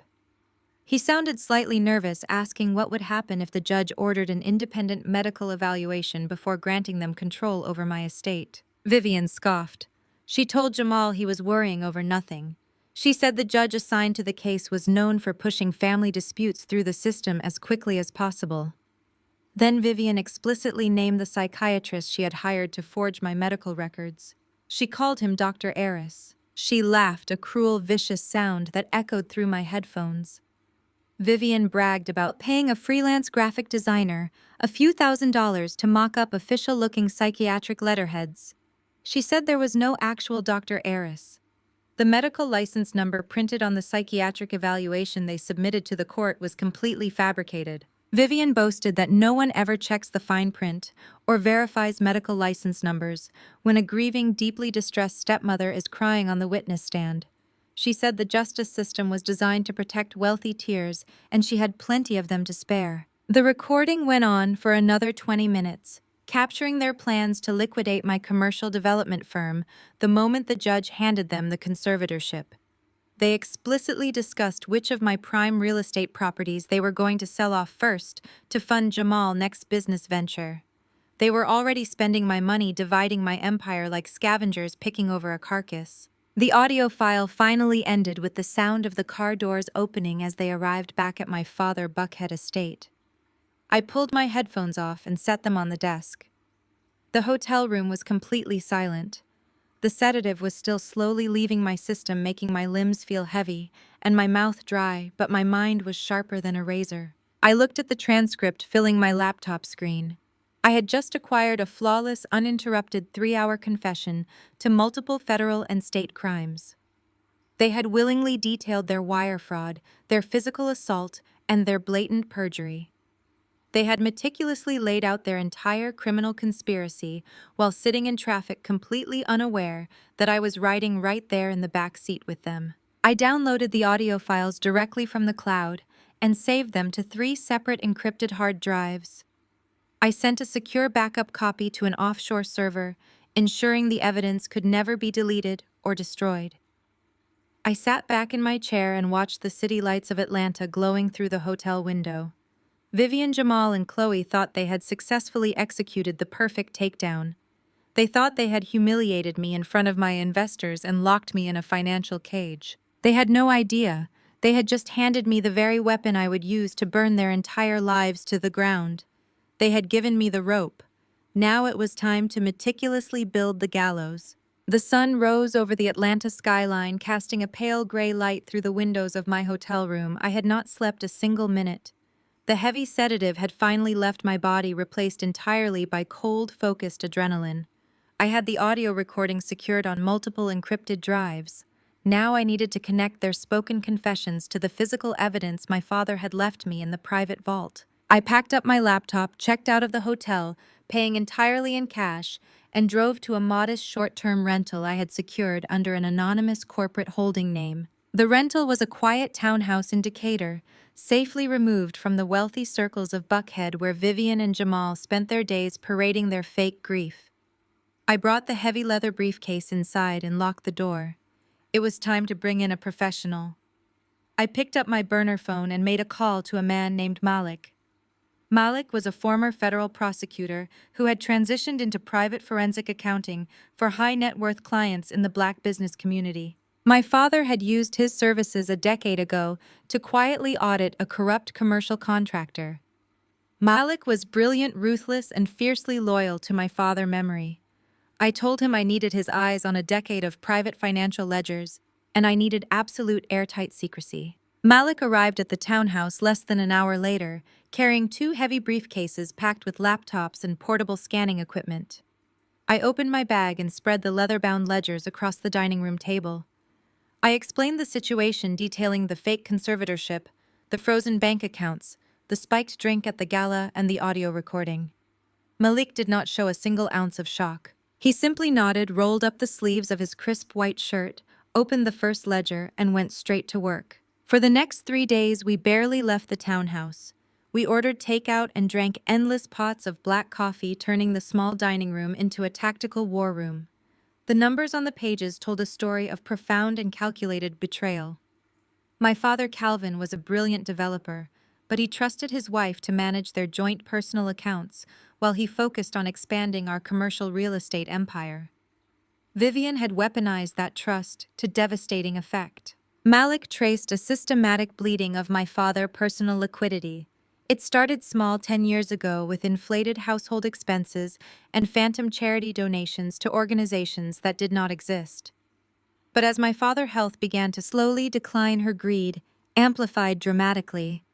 She began siphoning hundreds of thousands of dollars into dummy corporations registered in Delaware. We followed the money trail directly from those dummy corporations into bank accounts controlled exclusively by Jamal. Vivian was entirely funding his lavish lifestyle and his spectacular entrepreneurial failures. We found the massive capital injections for his bankrupt luxury car rental service. We found the massive wire transfers that quietly paid off the staggering debt for his failed logistics company. Every single time, Jamal played the brilliant young businessman in front of the Atlanta elite. He was doing it with money stolen directly from my father's pocket. They were draining the estate like parasites feeding off a lion. But the most devastating revelation came when Malik cross-referenced the offshore wire transfers with the bank routing slips my father had hidden in the vault. Moving that kind of money across international borders without triggering federal money laundering alerts required sophisticated inside help. That was where Chloe came in. Malik pulled up a series of transaction logs that made my blood run absolutely cold. Chloe had used her executive credentials as a vice president to manually override the fraud detection algorithms on my father's personal accounts. She had intentionally reclassified Vivian massive international wire transfers as standard corporate investments, effectively creating a digital blind spot. This allowed Vivian to move over $3 million into offshore shell companies located in the Cayman Islands without raising a single red flag. Chloe was not just a supportive wife standing by her husband. She was the primary architect of a massive federal banking fraud. She had used her corporate title to bypass the very regulatory systems designed to protect clients like my father. She thought she was untouchable because she knew the internal auditing schedules and manipulated the ledgers just enough to avoid routine detection. But she left digital fingerprints, and Malik found every single one of them. The paper trail was flawless, but my father had known that ledgers alone were mostly circumstantial without concrete proof of malicious intent. Now I had the missing piece. Malik sat back in his chair and listened to the audio recording I had captured in the parking garage. We heard Chloe explicitly bragging about bypassing the bank fraud department. We heard Vivian laughing about hiring a fake psychiatrist to forge my medical records. The physical financial documents and the audio recording locked together, like pieces of a deadly puzzle, forming an undeniable picture of their criminal conspiracy. Malik looked at me across the table, stacked high with explosive evidence. He told me he had seen a lot of corporate theft in his career, but the sheer malicious coordination of my stepfamily was entirely unprecedented. He asked me if I wanted to take the files straight to the Federal Bureau of Investigation. He said the banking violations alone would ensure Chloe served a minimum of 10 years in a federal penitentiary, and Vivian would be right there beside her. I told Malik no. I did not want to hand this over to a federal prosecutor just yet. If I went to the authorities now, Vivian and her slick lawyers would try to drag the investigation out for years. They would use their stolen wealth to tie me up in litigation, and they would use the media to paint themselves as victims of a misunderstanding. I needed their destruction to be swift, public, and absolutely undeniable. I needed to trap them in a courtroom under oath where perjury would be the final nail in their coffin. We spent the next 48 hours meticulously binding the evidence into a single devastating portfolio. We printed the bank routing slips, the offshore account numbers, the fake vendor invoices, and the complete verified transcript of the audio recording. Every single lie Vivian had ever told was now backed by undeniable forensic proof. I paid Malik his exorbitant fee in cash and thanked him for his loyalty and discretion. He packed up his equipment, shook my hand firmly, and wished me happy hunting. I was left alone in the quiet townhouse, staring at the thick leather-bound portfolio resting on the table. The preparation was complete. I had forged my weapon in total silence. I had gathered the absolute proof of their embezzlement, their assault, and their federal fraud. Now all I had to do was wait for Vivian to make her final move. I knew the court hearing for the emergency conservatorship was fast approaching. I was ready to walk into that courtroom and let them think they had won right up until the very last second. I sat alone in the quiet Decatur townhouse, staring at the mountain of paper spread across the dining room table. The heavy leather briefcase was empty now, its contents meticulously sorted into distinct piles. I spent the next several hours organizing the explosive documents into a single impenetrable binder. I was building a weapon of absolute legal destruction, and every single page had to be perfectly placed. I started with the financial records. I placed the certified copies of the offshore wire transfers in the very first section. I used a red pen to highlight the exact dates and the specific routing numbers where Chloe had deliberately bypassed the federal banking regulations. I placed the printed transcript of the audio recording right next to the corresponding bank statements. I highlighted the exact lines where Jamal bragged about the crushed prescription sedative and where Vivian laughed about hiring a fake psychiatrist. The physical financial documents and the spoken confessions locked together in a flawless timeline of corporate sabotage and felony assault. The final piece of the portfolio was my father, authentic living trust. I held the document in my hands, smoothing my fingers over the heavy premium paper. I stared at the bottom of the last page, tracing the familiar loops of my father's signature. Calvin had known exactly what Vivian was capable of doing. He had seen the toxic greed rotting her from the inside out, and he had taken absolute measures to protect the commercial real estate empire we built together. By explicitly disinheriting her and revoking all financial support he had given me the ultimate legal shield. I carefully slipped the trust document into the clear plastic sleeve at the back of the heavy leather binder and snapped the metal rings shut. The portfolio was fully assembled. Now I just needed Vivian to step into the snare. I knew she was growing incredibly impatient. My midtown commercial construction sites were fully operational, and my union contractors were working around the clock. Vivian and Jamal would be pacing the floors of the Buckhead estate right now, realizing that their elaborate financial freeze had completely failed to bankrupt my company. They needed to seize control of my personal estate immediately before I could recover and retaliate. I knew they would file a petition for an emergency conservatorship to strip away my rights.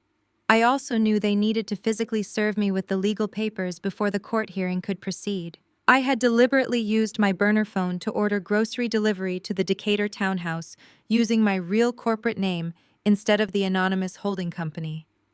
I knew Vivian had hired private investigators to track my movements across Atlanta. I left a digital breadcrumb trail just visible enough for a desperate, greedy woman to follow. I wanted her to find me. I needed her to initiate the legal proceedings so I could trap her on the public record. The heavy knock on the front door came just after 3 o'clock in the afternoon.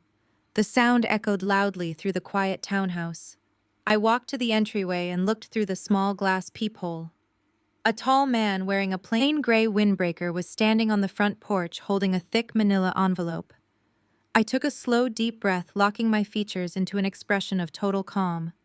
I unlocked the heavy metal deadbolt and pulled the front door open. The man looked at me and asked if my name was Charmaine. I kept my posture completely relaxed and my hands resting easily at my sides. I told him I was indeed Charmaine. He thrust the manila envelope into my hands with a quick, practiced motion and told me I had been officially served. He handed me a metal clipboard and a black pen, asking me to sign the delivery receipt to confirm I had received the documents. I took the pen and signed my full name with a perfectly steady hand. I did not ask him what the documents were. I did not act surprised or angry or confused. I simply handed the clipboard back to him and wished him a good afternoon in a polite, even tone. The process server looked slightly thrown off by my absolute lack of emotional reaction, but he simply nodded and walked back to his sedan. I closed the front door and engaged the deadbolt. I walked back to the dining room table and tore open the thick manila envelope. The legal header on the very first page confirmed exactly what I had been waiting for. It was a formal petition for an emergency medical conservatorship filed in the Fulton County Probate Court. I read through the fabricated claims detailing my supposed psychological collapse. Vivian had attached a sworn legal affidavit stating that I was a severe danger to myself and to my corporate assets. She claimed I was suffering from intense paranoia, acute hallucinations, and violent emotional outbursts. She formally requested immediate and total control over all my personal wealth and my business accounts. Attached to her sworn affidavit was the forged psychiatric evaluation from the fictitious Dr. Eris. I stared at the fake medical document in sheer disbelief. Vivian had actually submitted the forged paperwork to a federal judge, just as she had bragged about on the audio recording. Her arrogance was absolutely breathtaking. She was so convinced of her own untouchable superiority that she did not even bother to cover her tracks or verify the fake medical license number. She truly believed the justice system was designed to automatically protect wealthy tiers and dramatic performances. The official court date was stamped in bold black ink at the top of the petition. The emergency hearing was scheduled for 9 o'clock the very next morning.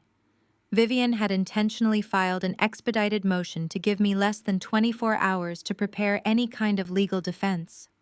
She fully expected me to show up to the Fulton County Courthouse in a state of absolute panic, completely unrepresented and totally unprepared to combat her theatrical sobbing. She thought she was ambushing a helpless, broken victim.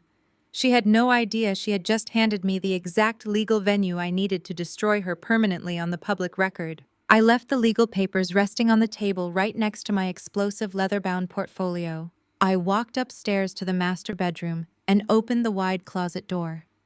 I reached past my casual daily clothes and pulled out a heavy wooden hanger. Draped across the hanger was a custom-tailored charcoal suit. I had purchased it months ago for a major commercial real estate summit in downtown Atlanta.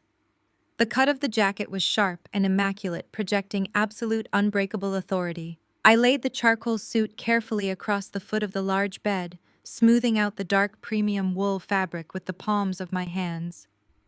I took a crisp white silk blouse and laid it perfectly flat right next to the jacket. I pulled my black leather heels from the closet and polished them until the surface shined, placing them neatly on the floor at the edge of the bed. This was not just an outfit, this was my battle armor. I stood at the end of the bed, looking at the suit I would wear to my own execution, turned ambush. My father had taught me that in the ruthless world of Atlanta, commercial real estate power was not just about the capital you held in your bank accounts. True power was about absolute emotional control. It was about letting your opponents swing their weapons wildly until they completely exhausted themselves and then striking back with cold surgical precision. Vivian, Jamal, and Chloe had spent the last 3 weeks swinging wildly. They had illegally frozen my bank accounts. They had deliberately poisoned my drink at the most important gala of the year. They had dragged my professional name through the mud and tried to turn my elite investors against me. They had completely exhausted their arsenal. They had nothing left but their lies. Tomorrow morning they were going to walk into that massive wood-paneled courtroom, expecting a remarkably easy victory.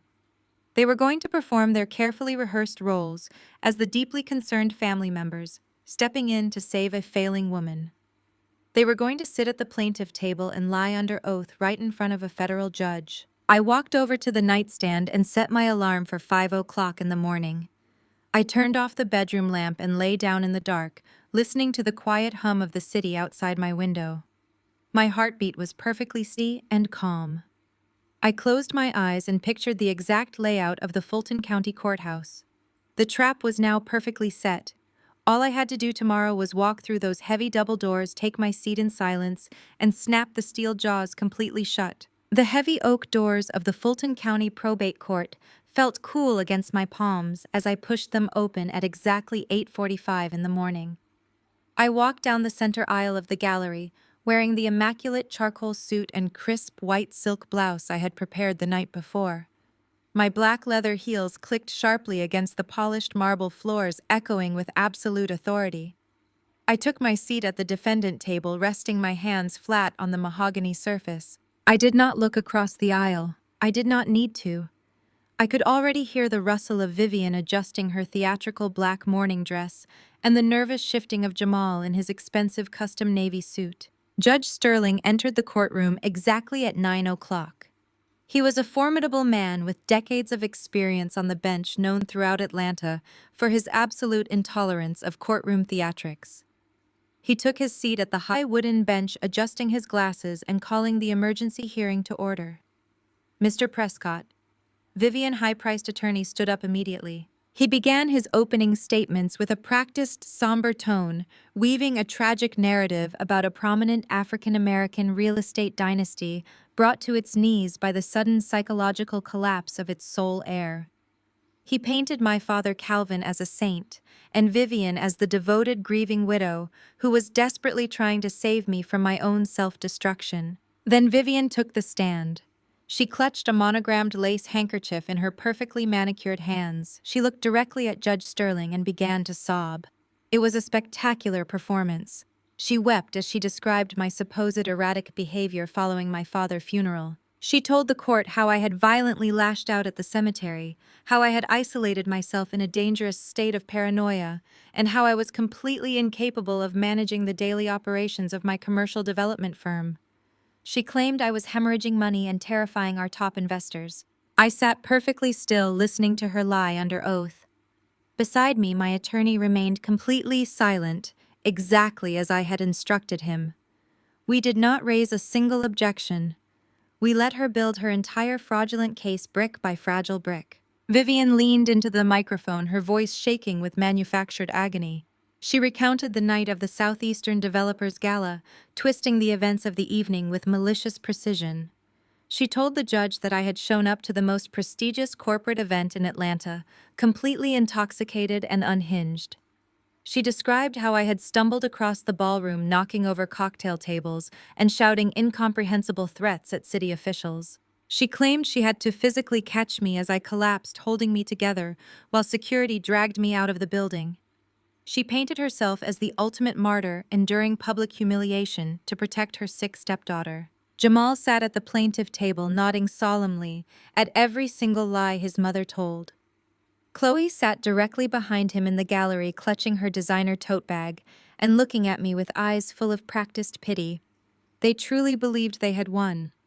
They thought my silence was proof that I had simply given up, that the heavy sedative from the gala and the financial freeze had completely broken my spirit. They were absolutely certain that they were walking out of this building with the keys to my entire empire. Vivian finished her testimony by formally submitting her evidence. She handed over the thick packet of documents she claimed proved my mental incompetence. The centerpiece of her submission was the psychiatric evaluation detailing my severe paranoia and acute hallucinations. She sobbed one final time, telling the judge that a total medical and financial conservatorship was the only way to save my life and protect the legacy of my father. She stepped down from the stand, dabbing her dry eyes, and returned to her seat next to Jamal. Judge Sterling turned his attention to my table. He asked my attorney if we had a response to the petition. My attorney simply stood up and handed the bailiff the heavy leather-bound portfolio we had meticulously assembled in the Decatur townhouse. He stated that the defense submitted this single exhibit for the court immediate review and rested its case. Mr. Prescott let out a quiet scoff. He looked incredibly smug, assuming that my lack of verbal testimony was a sign of total legal surrender. Vivian wiped her face and sat up a little straighter, already anticipating the gavel coming down in her favor. Judge Sterling opened the heavy leather binder. The entire courtroom went completely silent. The ambient noise of the building seemed to fade away, leaving only the crisp sound of heavy paper turning. I watched the judge's eyes scan the very first page. It was the certified copy of the offshore wire transfer, highlighted in red ink, proving Vivian had embezzled hundreds of thousands of dollars from my father's personal accounts. The judge paused. He turned the page. I was now looking at the internal bank routing slips, proving Chloe had used her executive credentials to bypass federal fraud detection systems. The air in the courtroom grew thick and suffocating. Mr. Prescott's smile completely vanished. He shifted uncomfortably in his chair, trying to read the judge's expression. Jamal stopped nodding and sat perfectly rigid. Chloe stopped pretending to look sympathetic and started chewing nervously on the inside of her cheek. Judge Sterling continued to flip through the meticulously organized portfolio. He read the complete verified transcript of the audio recording, capturing their entire criminal conspiracy in the parking garage. He read Jamal's explicit confession to paying a bartender to drug my sparkling water. He read Chloe bragging about committing federal wire fraud. He read Vivian laughing about hiring a fake psychiatrist. Every single lie she had just sworn to under oath was completely dismantled by undeniable forensic proof. Finally, the judge reached the back of the binder. He pulled out the clear plastic sleeve containing my father's authentic, unalterable living trust. He read the clause where Calvin explicitly disinherited Vivian due to her long history of financial manipulation. He read the section naming me as the sole trustee and absolute executor of the entire commercial real estate empire. Judge Sterling closed the heavy leather binder. He rested his hands flat on the high wooden bench. The silence in the room was absolute and terrifying. The judge slowly removed his glasses and looked down at the plaintiff table. His face was a mask of pure, unfiltered disgust. He stated Vivian's name loudly, his voice echoing off the high wood-paneled walls. The authority in his tone made my stepmother flinch physically. He leaned forward, staring directly into her eyes. He told her that she had submitted psychiatric evaluations claiming her stepdaughter was completely incompetent. He held up the fraudulent medical document she had signed under penalty of perjury. He asked her if she really thought no one would check the medical license numbers. He dropped the paper onto his desk and stated plainly that Dr. Aris did not exist. The reaction was explosive and instantaneous. Mr. Prescott went visibly pale, all the blood draining from his face in a single second. He realized he had just submitted completely fabricated medical documents and a fraudulent conservatorship petition to a federal judge. He immediately packed his briefcase, snapping the latches shut, and physically stepped several feet away from Vivian, doing everything he could to legally distance himself from her catastrophic perjury. Vivian froze completely. Her mouth opened, but no sound came out. The theatrical tears were entirely gone, replaced by raw, unfiltered terror. She looked at Mr. Prescott, begging silently for him to intervene, but her lawyer refused to even make eye contact with her. She looked at Jamal, who was staring at the judge with his mouth hanging open in sheer disbelief. The brilliant, flawless trap I had built in total silence had just snapped its steel jaws completely shut around them. The heavy silence in the courtroom was suddenly broken by the sharp sound of Judge Sterling clearing his throat. He did not let Vivian recover her breath or allow her a single moment to pivot her strategy. He turned the page of the heavy leather binder, shifting his absolute focus from the fabricated psychiatric evaluation to the thick stack of forensic financial audits Malik had prepared. Judge Sterling adjusted the microphone on his high wooden bench. He looked down at Vivian and asked her to explain the series of offshore wire transfers executed over the past 48 months. He read the numbers aloud. The sums were staggering. Hundreds of thousands of dollars had been siphoned directly from my father's personal accounts into dummy corporations registered in Delaware. Vivian tried to speak, but her voice was a dry, raspy squeak. She gripped the edge of the mahogany table, her knuckles turning completely white under the harsh fluorescent lights. She stammered, looking wildly around the room, claiming that those were approved marital expenses and legitimate business investments for her son. Judge Sterling did not entertain her lies for a fraction of a second. He pointed a stern finger at the forensic ledger. He stated that the audit explicitly traced those exact funds into private bank accounts controlled exclusively by Jamal. He read out the names of Jamal's failed luxury car rental service and his bankrupt logistics company. The judge made it completely clear that this was not a matter of a simple misunderstanding between family members. This was a highly coordinated, systematic embezzlement of a dying man's estate. At that exact moment, Mr. Prescott reached his absolute breaking point.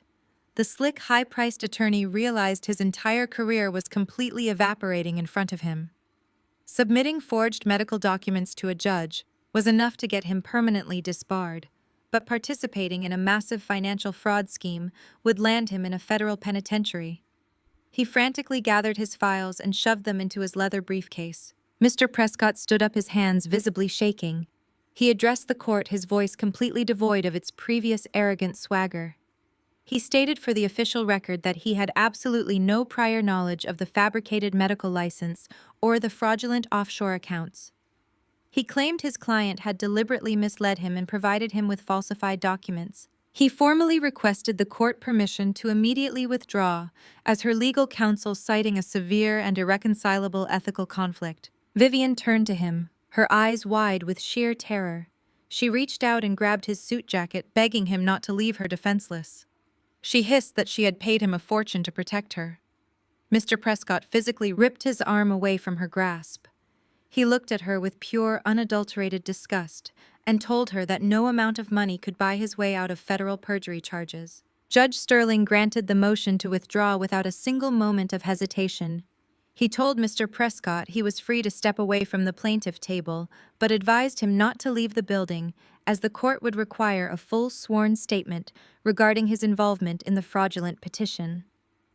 Mr. Prescott nodded hastily and practically ran to the back of the courtroom, taking a seat in the furthest corner of the gallery, as far away from Vivian as physically possible. Vivian was now left entirely alone at the massive wooden table.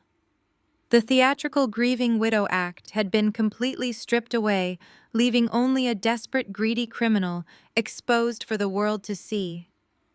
She looked over her shoulder at Jamal, desperately seeking an ally to help her shoulder the blame. But Jamal was a coward to his very core. My stepbrother had spent his entire life hiding behind the wealth and influence of others, and now that the shield was gone, he immediately tried to save his own skin. Jamal stood up from his chair, his custom navy suit suddenly looking 2 sizes too big for his shrinking frame. He raised his hands defensively and looked right at the judge. He swore he had no idea where the money was coming from. He claimed his mother handled all the finances, and he simply assumed my father was funding his business ventures willingly. Vivian let out a choked gasp of ultimate betrayal.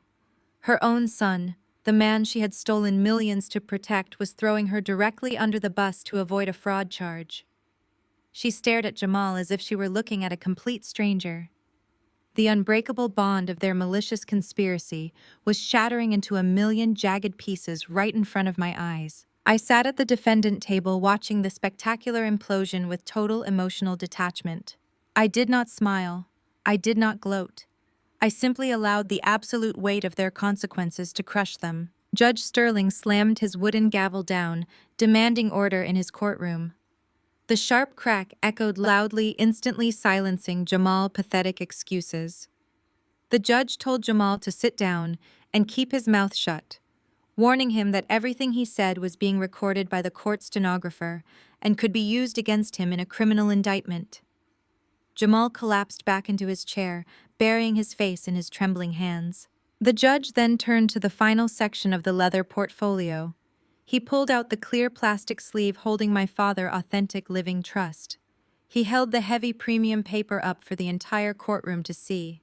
He looked at Vivian, whose face was now a mask of absolute despair. Judge Sterling stated that the court had a duly notarized and authenticated living trust executed by Calvin just weeks prior to his passing. The document was prepared by an independent attorney completely separate from the family's usual legal counsel. The judge adjusted his posture and began to read the specific clauses aloud. My father's words filled the quiet courtroom, ringing with undeniable authority. From beyond the grave, the trust explicitly outlined Vivian's long history of financial manipulation and broken marital trust. It legally revoked any and all financial support, spousal maintenance, and property rights previously granted to her. The document definitively stated that Vivian was to be completely disinherited from the estate, without a single exception. The judge then read the final overarching clause. The trust named me, Charmaine, as the sole trustee and the absolute executor of the entire commercial real estate empire. It granted me total, unrestricted control over every single corporate and personal asset tied to my father's name. Vivian let out a hollow, ragged sob. It was not a fake theatrical cry designed to manipulate a jury. It was the visceral, agonizing sound of a woman realizing her entire life was over. She had spent a decade scheming, lying, and stealing to secure a legacy she felt entitled to. She had poisoned my drink, locked me out of my childhood home, and tried to have me declared legally insane. And despite all of her ruthless, calculating efforts, she had walked out of her own trap with absolutely nothing. She was completely broke. Her high-priced lawyer had abandoned her. Her golden child son had betrayed her to save himself.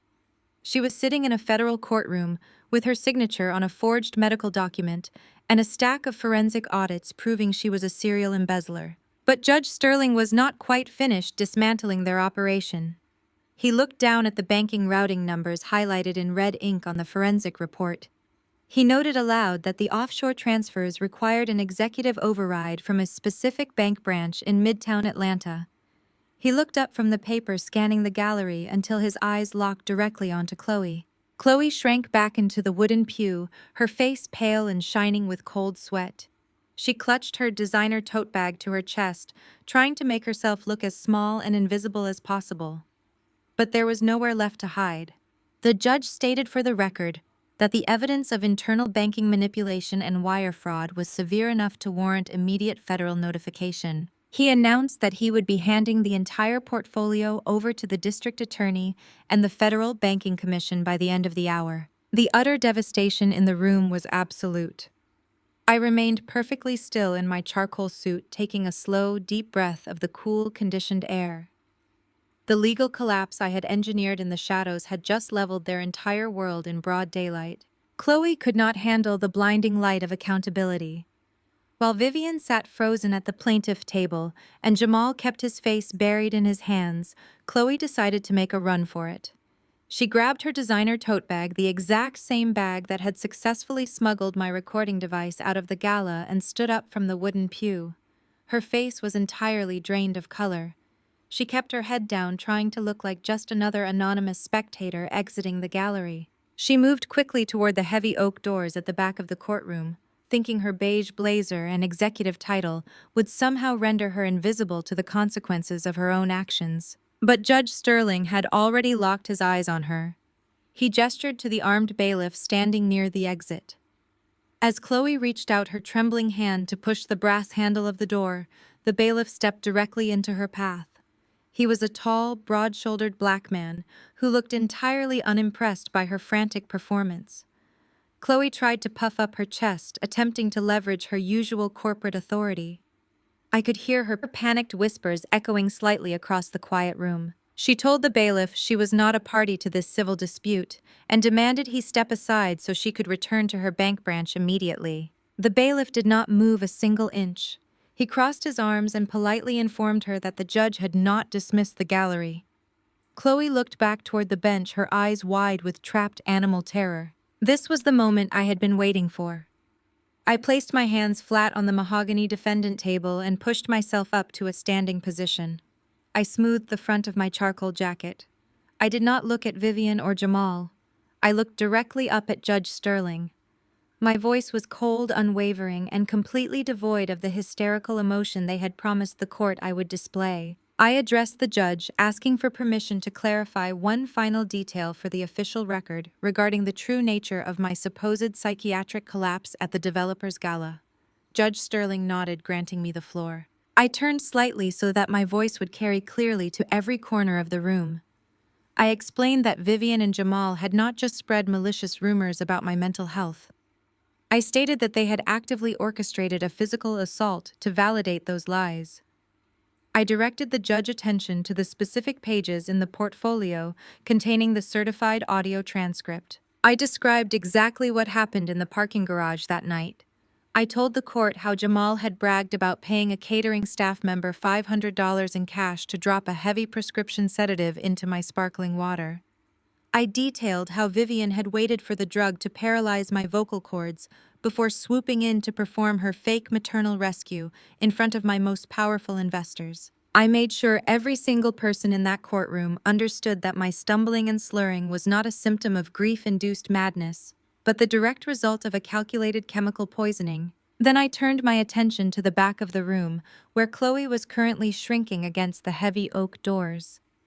I told the judge that Chloe was right there in the car with them, laughing at my physical incapacitation while simultaneously bragging about her own federal banking crimes.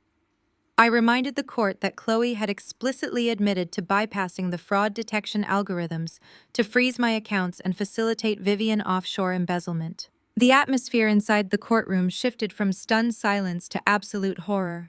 The bailiff standing next to Chloe instinctively moved a half-step closer to her, blocking any possible route of escape. Jamal suddenly shot up from his chair, waving his hands frantically. He shouted to the judge that the recording was illegal, that I had trapped them, that he was just exaggerating to impress his mother.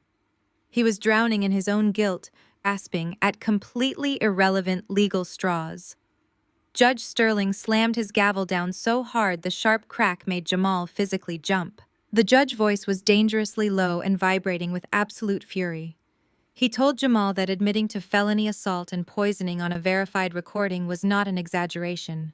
It was a confession. Judge Sterling looked at Vivian, who was now staring blankly ahead, completely catatonic as the reality of her long prison sentence solidified in her mind. The judge did not wait for the district attorney to review the file later that week. He took immediate and decisive action right there from the bench. He stated that given the overwhelming evidence of ongoing financial fraud, perjury, and a coordinated physical assault, the individuals before him posed an extreme flight risk and a continuing danger to my safety and my corporate assets. Judge Sterling ordered the court bailiffs to detain Vivian and Jamal immediately, pending a formal criminal investigation for embezzlement, fraud, and assault. Two armed officers moved swiftly across the room, approaching the plaintiff table. Vivian finally snapped out of her paralyzed shock when the bailiff grabbed her arm. She started screaming my name, begging me to tell the judge to stop. She cried real agonizing tears, pleading with me to remember that she was my family, that she had loved my father. I stood perfectly still, watching them place her hands behind her back. I told her she had forfeited the right to speak my father's name the moment she started stealing his legacy to fund her own greed. Jamal did not fight. He just let the officers pull his arms behind his back, his custom navy suit bunching awkwardly around his shoulders. He kept his head down too cowardly to even look me in the eye as they secured the metal cuffs around his wrists. But the most satisfying moment of the entire morning happened at the back of the gallery. The heavy oak doors swung open from the outside. Two federal marshals walked into the courtroom. My forensic accountant Malik had pulled a few strings with his former colleagues at the federal prosecutor office, ensuring they were ready and waiting in the courthouse the moment the judge verified the banking fraud evidence. The marshals approached Chloe. She tried to back away, pressing herself flat against the wood-paneled wall. Her pristine beige blazer slipped off her arm and fell into a crumpled heap on the floor.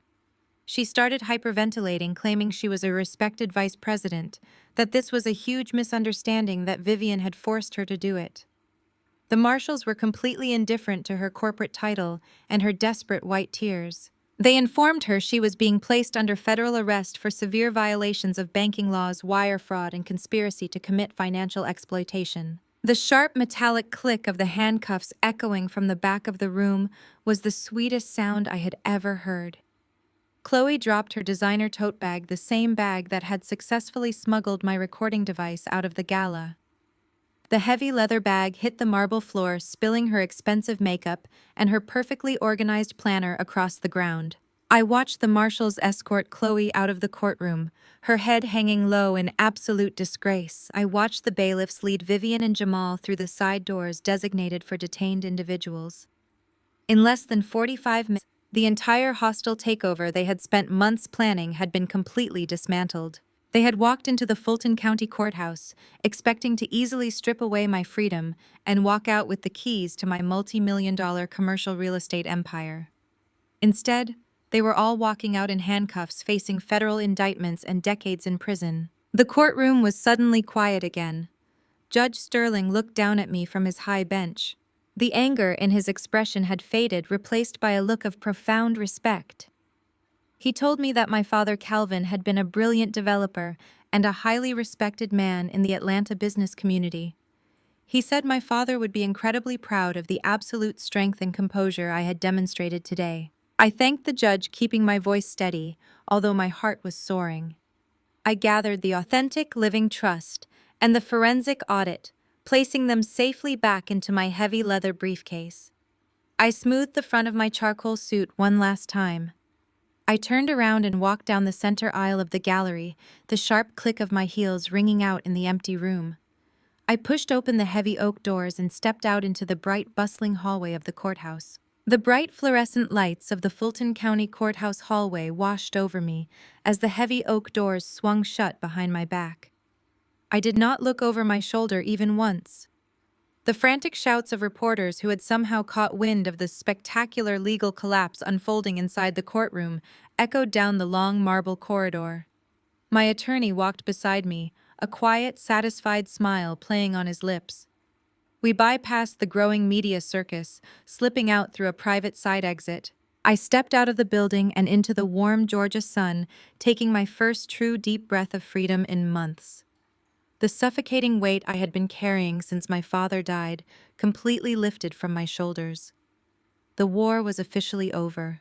3 months have passed since that incredible morning in court.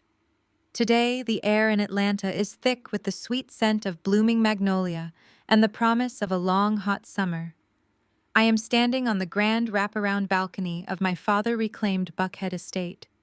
The massive brick home feels completely alive again. The cold, hostile silence that Vivian and Jamal had forced upon this place has been replaced by the comforting, familiar sounds of landscaping crews and the quiet hum of the central air conditioning. I rest my hands on the smooth stone railing, looking out over the sprawling green lawn. This house is a monument to a Black man who started with absolutely nothing and built an empire of excellence, and it is completely mine. The justice system moved with terrifying and relentless speed once the federal marshals took possession of my explosive leather portfolio. Vivian is currently sitting in a federal detention center, completely denied bail due to her status as an extreme flight risk. Her highly orchestrated network of wealthy society friends abandoned her the absolute second the embezzlement charges hit the local evening news broadcasts. The women at her exclusive country club, who once listened to her tearful lies about my mental health, now pretend they never even knew her name. She actually had the absolute audacity to use her one phone call from the detention center to contact my office, begging my receptionist to let her speak to me. She was sobbing, leaving a pathetic voicemail asking for mercy and claiming she was just a confused, grieving widow. I deleted the message before she even finished her sentence. She is facing a minimum of 20 years for fraud, perjury, and conspiracy. She has absolutely nothing left. Her designer dresses, her expensive cars, and the stolen jewelry were all seized by the government to pay restitution to the estate. Jamal tried to save himself exactly as I predicted he would. The moment the bailiffs placed him in a holding cell, he begged the district attorney for a plea deal, offering to testify against his own mother in exchange for a lighter sentence. The federal prosecutor laughed directly in his face.